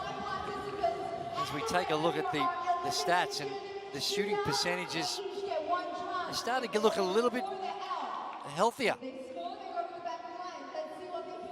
And they started to come off a little bit for Unicaja. And as such, we saw a good quarter of basketball, some highlights all over the place. Tyson Perez with the slam dunk and just wants to show the guns as well. And it's been a good fight back. You know, they're not going to win this game, but when you think of what lies ahead, it's not just about this one particular game. It's about preparing for the season for both these teams. You remember Unicaja Malaga, so they won the Basketball Champions League. They went into the playoffs, high expectations, and then they didn't get it done at home, losing in a 5-game series in the semifinals to UCAM Murcia, another team from the Basketball Champions League that made to the Final Four. So it wasn't like it was a colossal upset. It was, but nevertheless, I think Unicaja would have expected to win, or would have thought they should win, having the home court advantage to go into the finals, the Liga Endesa finals, or the ACB. Yeah. ACB. And that's my point. If it's just the little things, that if you want to get to the top, you have to take care of all of that stuff. So that's when you don't take your foot off the pedal, ever. No, that's right. You just pour it on. And in that quarter, it ended up 20 apiece. So Petro De Luanda did a good job of hanging in there, and they come out, and they've had a lot of success with this 2-3 zone. It starts out in a 2-3 zone with very much match-up principles. Well, that was a nice move from Cam Taylor, who's been pretty impressive today. Cam Taylor is one of those guys I got the utmost respect. Played a Division III school. Yeah. And great last name as well. No, he's solid. He's a good fit for the Unicaja Malaga team. There's Marea. Well, he started out at Seton Hill, and that's Division III, and then he had to join a Division III team in Germany and worked his way through Europe to now he's playing as one of the better teams in Europe. Huh. There's been a lot of stories like that, guys that don't start at the high. I mean, those lower divisions in Germany have been the starting points for some great players. There's Marea. Yeah. But Cameron Taylor, he's played with some big teams in Germany now and played with Maccabi Tel Aviv. Oh, hello. Osikowski just said, I've had enough of this. Yeah. 3 balls not dropping, so I'll go upstairs. Abu Gaku scores quickly the other way.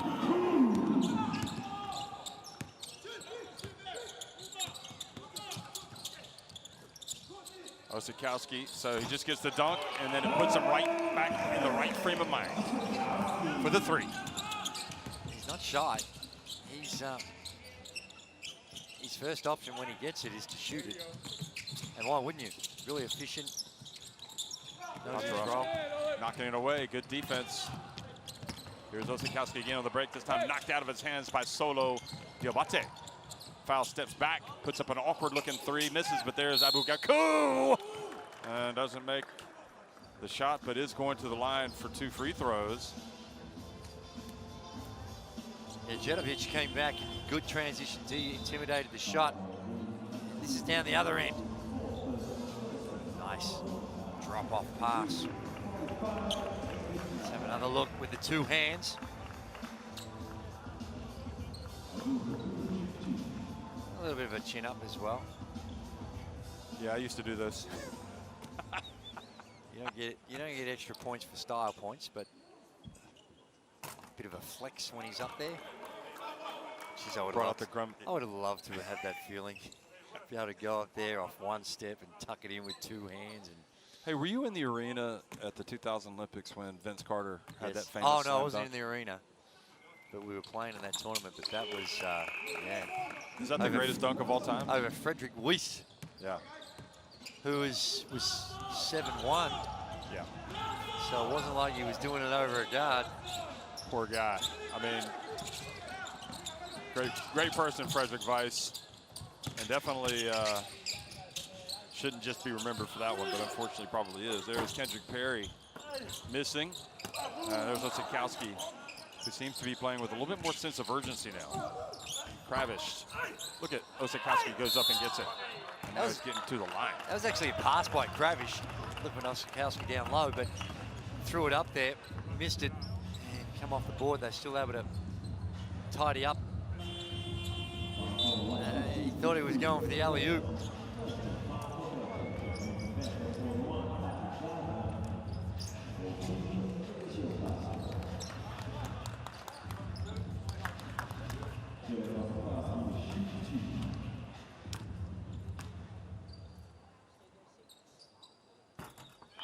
Takes his time, makes the first.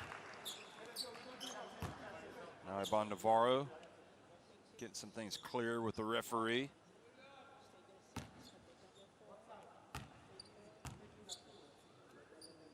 All-league first team last season. And if you're an all-league first team in the ACB, you're playing some good ball. Oh yeah, definitely. Ideal quintet, or quintet. He was an NIT MVP too when he was playing with Texas. National Invitation Tournament in the United States at collegiate level. Oh, nice play, and they're just not getting any luck on those 3-point play opportunities. The ball just not dropping. So good play by Castro. Yeah, you look at, so Unicaja Malaga, when they do play in the Basketball Champions League this year, will be with Ostend. They will be, they're still waiting for the qualifiers to be played. And King Szczecin, I'm not pronouncing that right. That's one that I've got a master from Poland. So Balczarowski will want to have a good game against them if he plays. And then they'll have a team that comes through qualifying, which oftentimes are the most dangerous teams. It really is a great league. Some real high quality teams. I like the format. The format, yeah. Every game matters. Yeah, we talked about that, didn't we? Which is what I like. It's the fact that you can't just kind of cruise into the season and have a horrible start in advance. If you're going to play in the Basketball Champions League, you better be ready. That is a dunk from Osikowski, who has just flipped the switch. Unicaja look like they're ready to start the season based on what we've seen here today. They're going to get to 100. They've got 85 already, and there's 6:48 remaining. That's my prediction. Just super efficient, 55% from the field. Oh boy, look at that. Turnover, here comes Cam Taylor. Goes in for the dunk. Two-handed style, 87-58.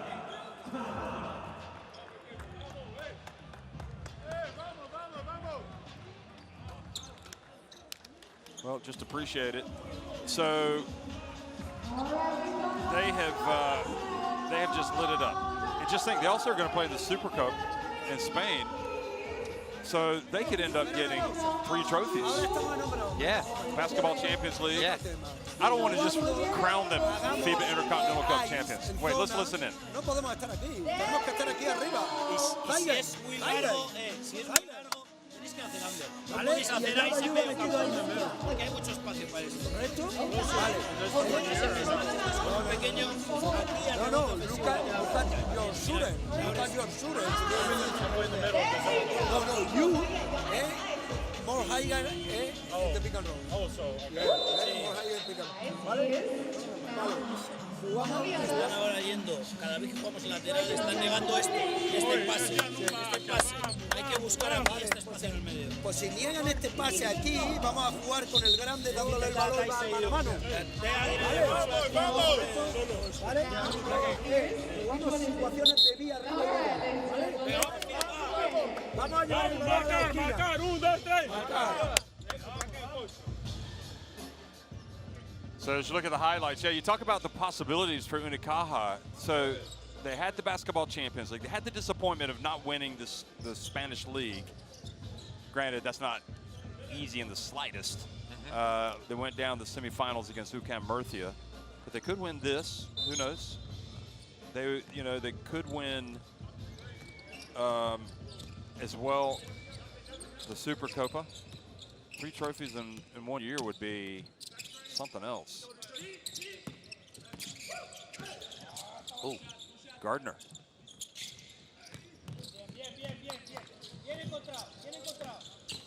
Comes Taylor.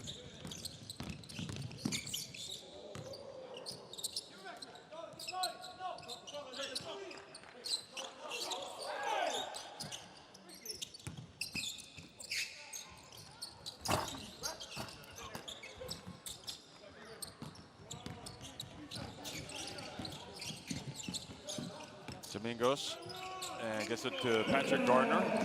Good. Really mobile. He's saying he can play on the perimeter and stretch the floor down low. Got those quick spin moves and can finish around the rim. I like the look of him. Yeah, definitely a player that's going to be around for a while. As I mentioned, played at Marist in New York, just 25. Got a bright future. You know, it's just so many good basketball players around the world, aren't there? Oh my, it's incredible. And we see at these major international events too, like even if you look at the Olympics and how even it was, everyone thinks the United States is going to dominate. Oh, that's a nice block. How about the rejection from Castro? Castro not interested in the 3, hands it off. Here's Solo Diabate, takes the punishment, sells the foul, and is going to the line.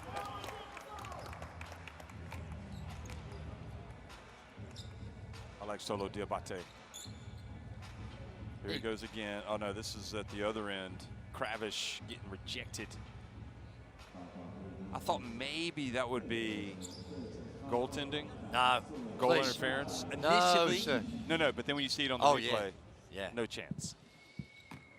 No, it's just really good timing. This is an area of their game where they can get better. Free throw shooting has not been the best tonight. It certainly hasn't. For Petro De Luanda. I think you're being generous. Well, it's now 8 of 16 at 50%. That's okay. So, what that's do you not think good is what is an acceptable free throw shooting percentage as a team? Well, I'm greedy, but as a bare minimum, you want 75 plus. Now, not everyone gets 75 there. plus. 75. Set the bar high. Yeah, it's a free throw. I've always heard it was 70. That was acceptable. No, 75 if you want to be legit. Okay. You're out there, no one around, you got to put the work in. And these days, I'm disgusted sometimes when I see people walking to the free throw line with absolutely no idea. There's no excuse for it. Just put the work in. Yeah. It's a labor-intensive part of the game. It can be really boring going out there just shooting free throws, but you got to do it, and it can cost your team games when you can't knock them down. Oh. Okay, so I'm either gonna embarrass you, speak on it, or I'm gonna praise you. Okay. Okay.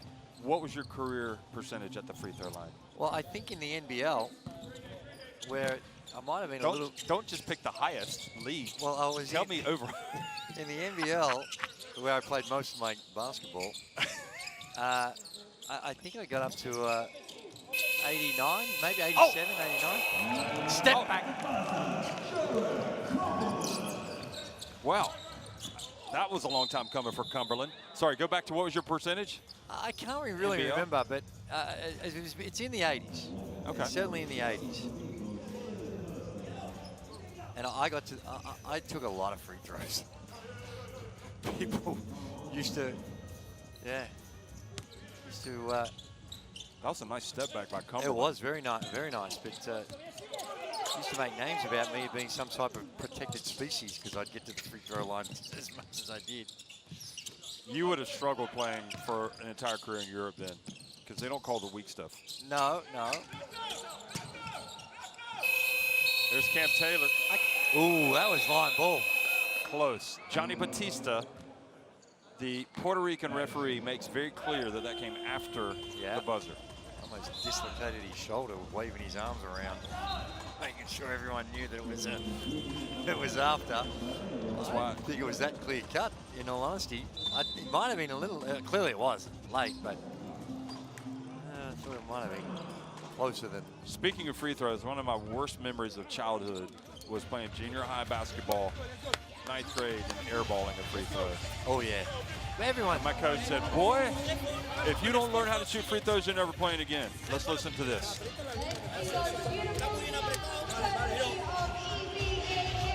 Llegamos ahora en situaciones de transición. Llegamos ahora en situaciones de transición. Vete para adentro y vuelves para recibir el balón. Quiero que juegues uno contra uno. Si te viene alguien a ayudar, la pasas. Si no, vas a jugar uno contra uno. Y ahí atrás ahora estás bien, estás más sólido. Jugamos eso. Y la siguiente es alternamos entre balón a poste bajo y situaciones de cuerno arriba para el pick and roll aquí. Cuerno arriba, close. Perdona, Paul. Bloquea, Patrick, y tú vienes al bloqueo. Cuerno arriba. Let's go. Slow and sweet. Cumberland getting his first step-back three of the game, and Valdiomia is clearly wanting to see his team finish strong here. Well, they have. In the second half, the scores are tied. It was 20 apiece in the third. It's now 12 all in the third. So given the enormous head start that Petro De Luanda gave their opponents, it's to their credit that they haven't just packed it up, packed it in and said, well, let's just move on. So if you're looking for positives, that's one of them, definitely. It's 87-64, and they have not allowed Unicaja to run away anymore. Here's Boyamba. Oh, nice pass to Castro. Number 14 goes up strong. Good read by Castro. Knew that his man had helped out, got behind him, and beautiful drop-off pass. It definitely was a nice pass. Oh, yeah. There's Gardner. That's a terrible pass. Fronting the D, Edgem. Here's Boyamba. Goes up for the dunk. And they cut it back now to 19 points. The deficit.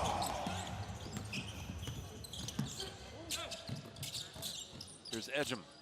Well, let's not forget, the biggest lead at one stage was 31 points. Gardner, wide open. Cumberland, will it be another? And it does not, and tough bounce goes away from Boyamba.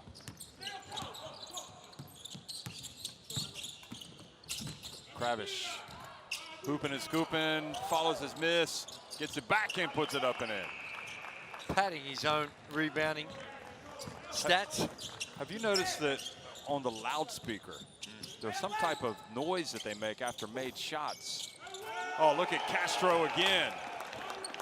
It sounds like a bird screeching. Yeah, there's a bit of that. Castro has got instant hops. That time, he didn't even need a step. Just catches it off 2 feet, explodes up, and dunks it. Clesio Castro has, he's a player to watch, isn't he? He's certainly fun. He's playing around the rim.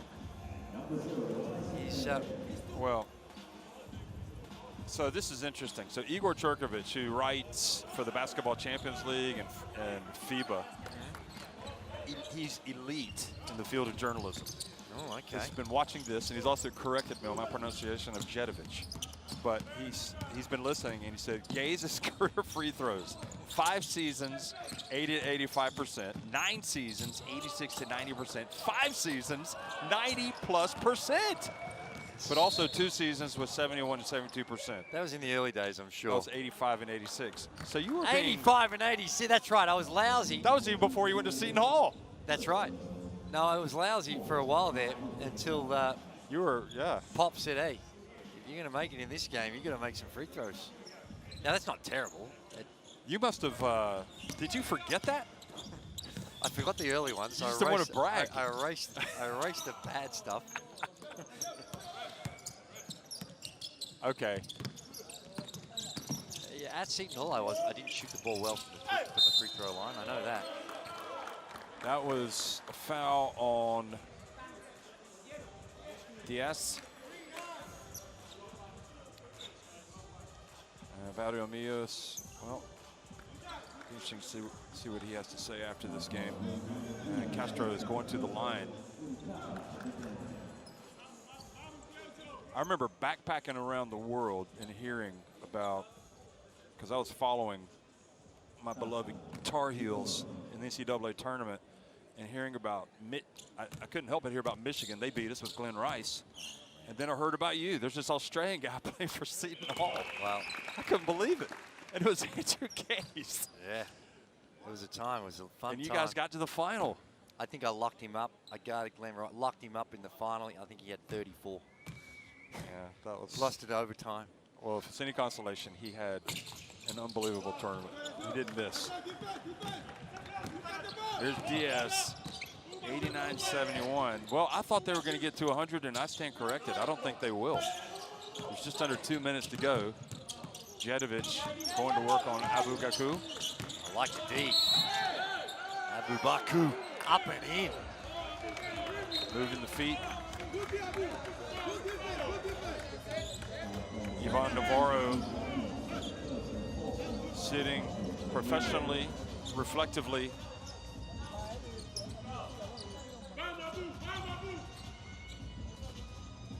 And Gaku getting some praise from the bench.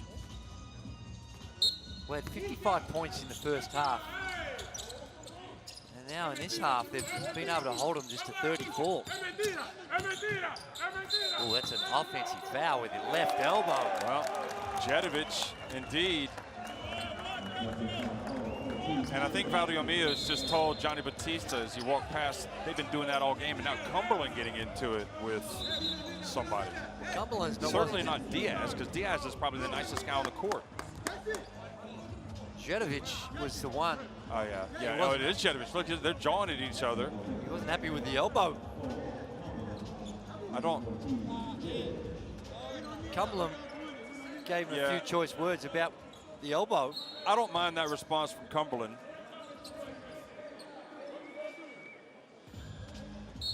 You know, because also they're getting beat by 18 points. Oh, now a technical foul has been called on Valdeomios. I don't mind that technical either. I don't know what he was... I think he's upset. It's because he felt like this should have been called earlier in the game. I don't know why he would get a tech, though. He got the call for the high elbow. And it looks like he's trying to get another one. Is he sticking up for his player here? Watch this. Oh! Well, that was on Castro. So they called the charge, but was he wanting an unsportsmanlike? Well, maybe. It's clearly an offensive foul with that left arm. But I wouldn't say it's a vicious elbow in any stretch of the imagination, would you? No. Just trying to get past him. It wasn't like he was throwing it to clear himself out. Oh, and that was Kravish. Do you know what we've seen today? We've seen some feistiness. I know. In both games. And you know, this is... Where's this? And Ivan Navarro is even upset now. He thought that was a clear foul. Look, I mean, a clear block, which it was. It was clean upstairs. I guess they might have called the push, but you're right. To me, that's just a good block. Yeah. But are you surprised at all that They've now called a technical. Well, at this stage of the game, I am. There's a minute and 28 seconds to go, and the result is beyond doubt. And as we talked about free throws, this is not something where they have excelled. No. They called the unsportsmanlike. No, I think there was a tech. Okay, no, it's a technical. Now they're going to come up to the line. Sorry. Now yeah, because there was no like unsportsmanlike. But are you surprised at all by the reaction by Unicaja being up this late in the game? Just let it go. Well, that is true. And I think when the emotions get the better of you, you're fresh. You're coming into the start of the season. You're trying to get things on track.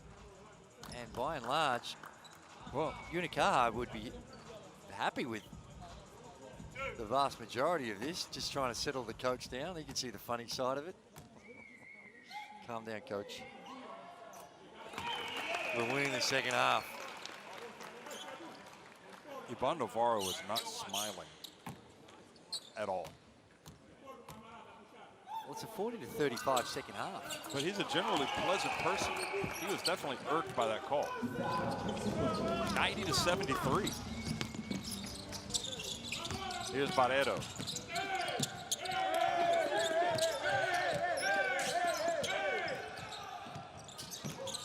Shot clock has gone off. Oh no, now it's back on. There's definitely a loose connection over there. Perez. Oh, Kaku skying for the rebound. Or Perez, excuse me, Castro. Now Boyamba.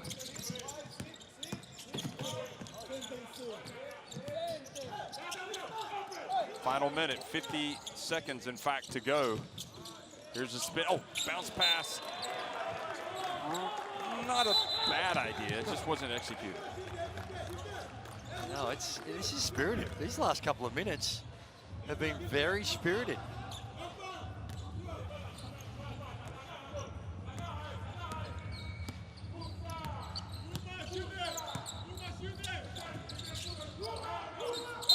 Oh. Carrington catches Jedovic in the face. I don't think it was intentional. No, he's he's for just the ball. reaching for the ball. Cumberland fouls out of. Watch this. Bang. Yep. Jedovic gets to shoot a couple. Just reaching in. It's probably a good thing these two teams are not playing again in this tournament. Well, I like it. I like the response from.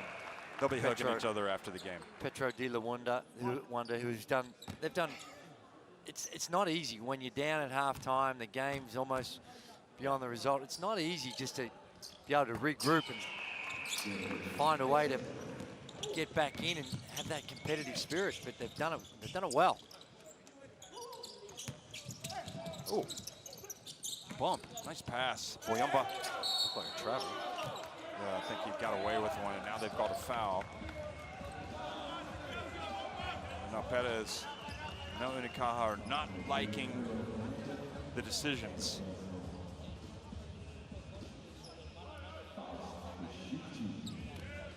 It's a 19-point difference. And Boyamba, chance to get it back to 17.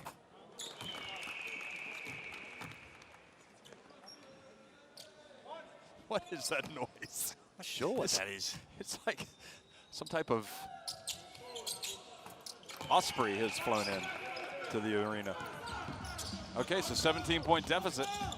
You know, they do have Spaku, but Spaku's not the one that's been playing. Spaku means obviously bird in Polish. Here's Alberto Diaz. Gonna wind it down. They want to get a bucket here, just get some execution at the end of the game, and an offensive foul called on Jedovic. Moving screen.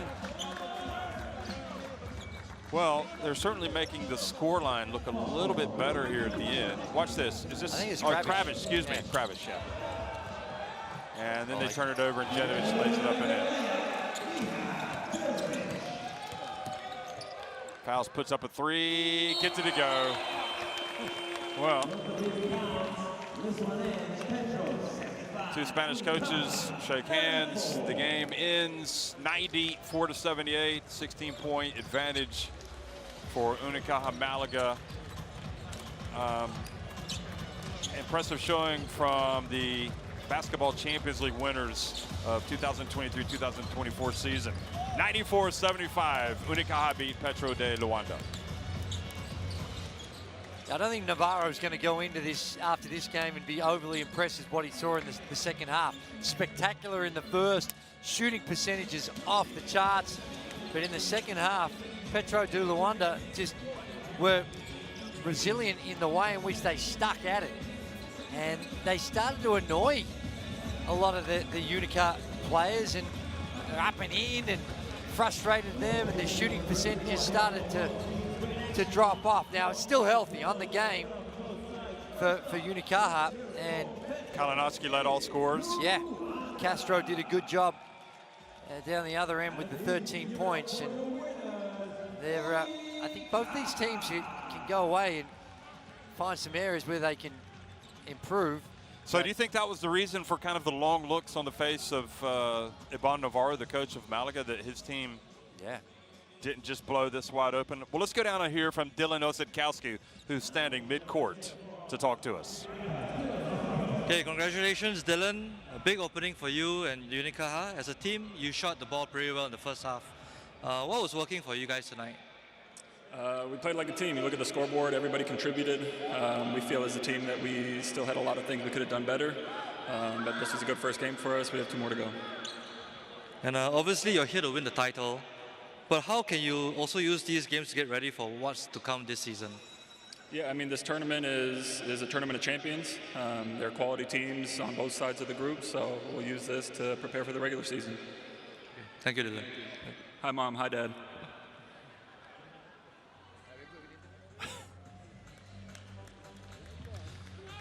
Well, you know, he's always been wanting to say that, so we'll have to do it again. Why not give a shout out? Tasmania. The Jack Jumpers will take on Kemsa tomorrow, and Al Riyadi will take on Unicaja. So they'll be back out here tomorrow. And what do you think Al Riyadi have learned tonight about this Unicaja Malaga team that they're going to have to? Well, they're going to have their hands full. And it's you look at it, they're going to back up back-to-back games, but once again, they did what they've done throughout last season, is that they shared the minutes around. Osetkowski, he was great with his 14 points, but he only played 19 minutes. David Kravish led the team in minutes at 24. He's the only one that played more than 20 minutes. So they're not as if they're going to be overly fatigued of what they did tonight, and that's no disrespect to Petro De Luanda, because that's the way Unicaja play, and you can see that the Petro team's got a lot of good talents. Cumberland, he came out, was able to get things going on the offensive end, and if it wasn't for that, just a horrific start to the game where the shooting percentages from Petro De Luanda were just poor, almost shell-shocked. But once they settled in and showed a bit of patience, they showed that they can compete. I think it was the mentality. I think the coach talked about it at halftime. He's like, we got to have the mentality to compete. And I don't think they had that mentality at the beginning of the game. You pretty much know what mentality Unicaja are going to have. They're going to come out and they'll be just aggressively going after you from the get-go.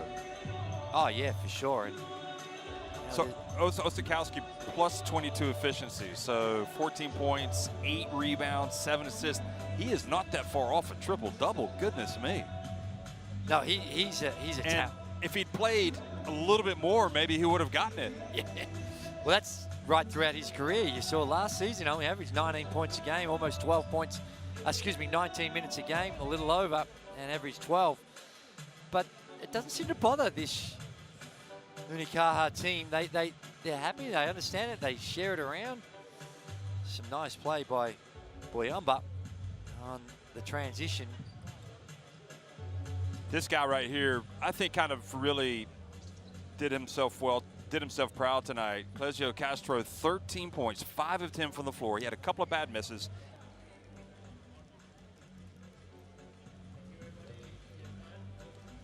The opening day, NBA G League United winning 78-65 over Kemsa, the Basketball Champions League America winners. So Petro De Luanda, the Basketball African League, team fall to Unicaja Malaga. Now tomorrow, the Tasmania Jack Jumpers going up against Kingston. The first game at 5, and Al Riyadi Beirut going up against Unicaja Malaga. And the one thing that we learned tonight is that the Jack Jumpers are Tasmanian ants that jump, not rabbits. And sting.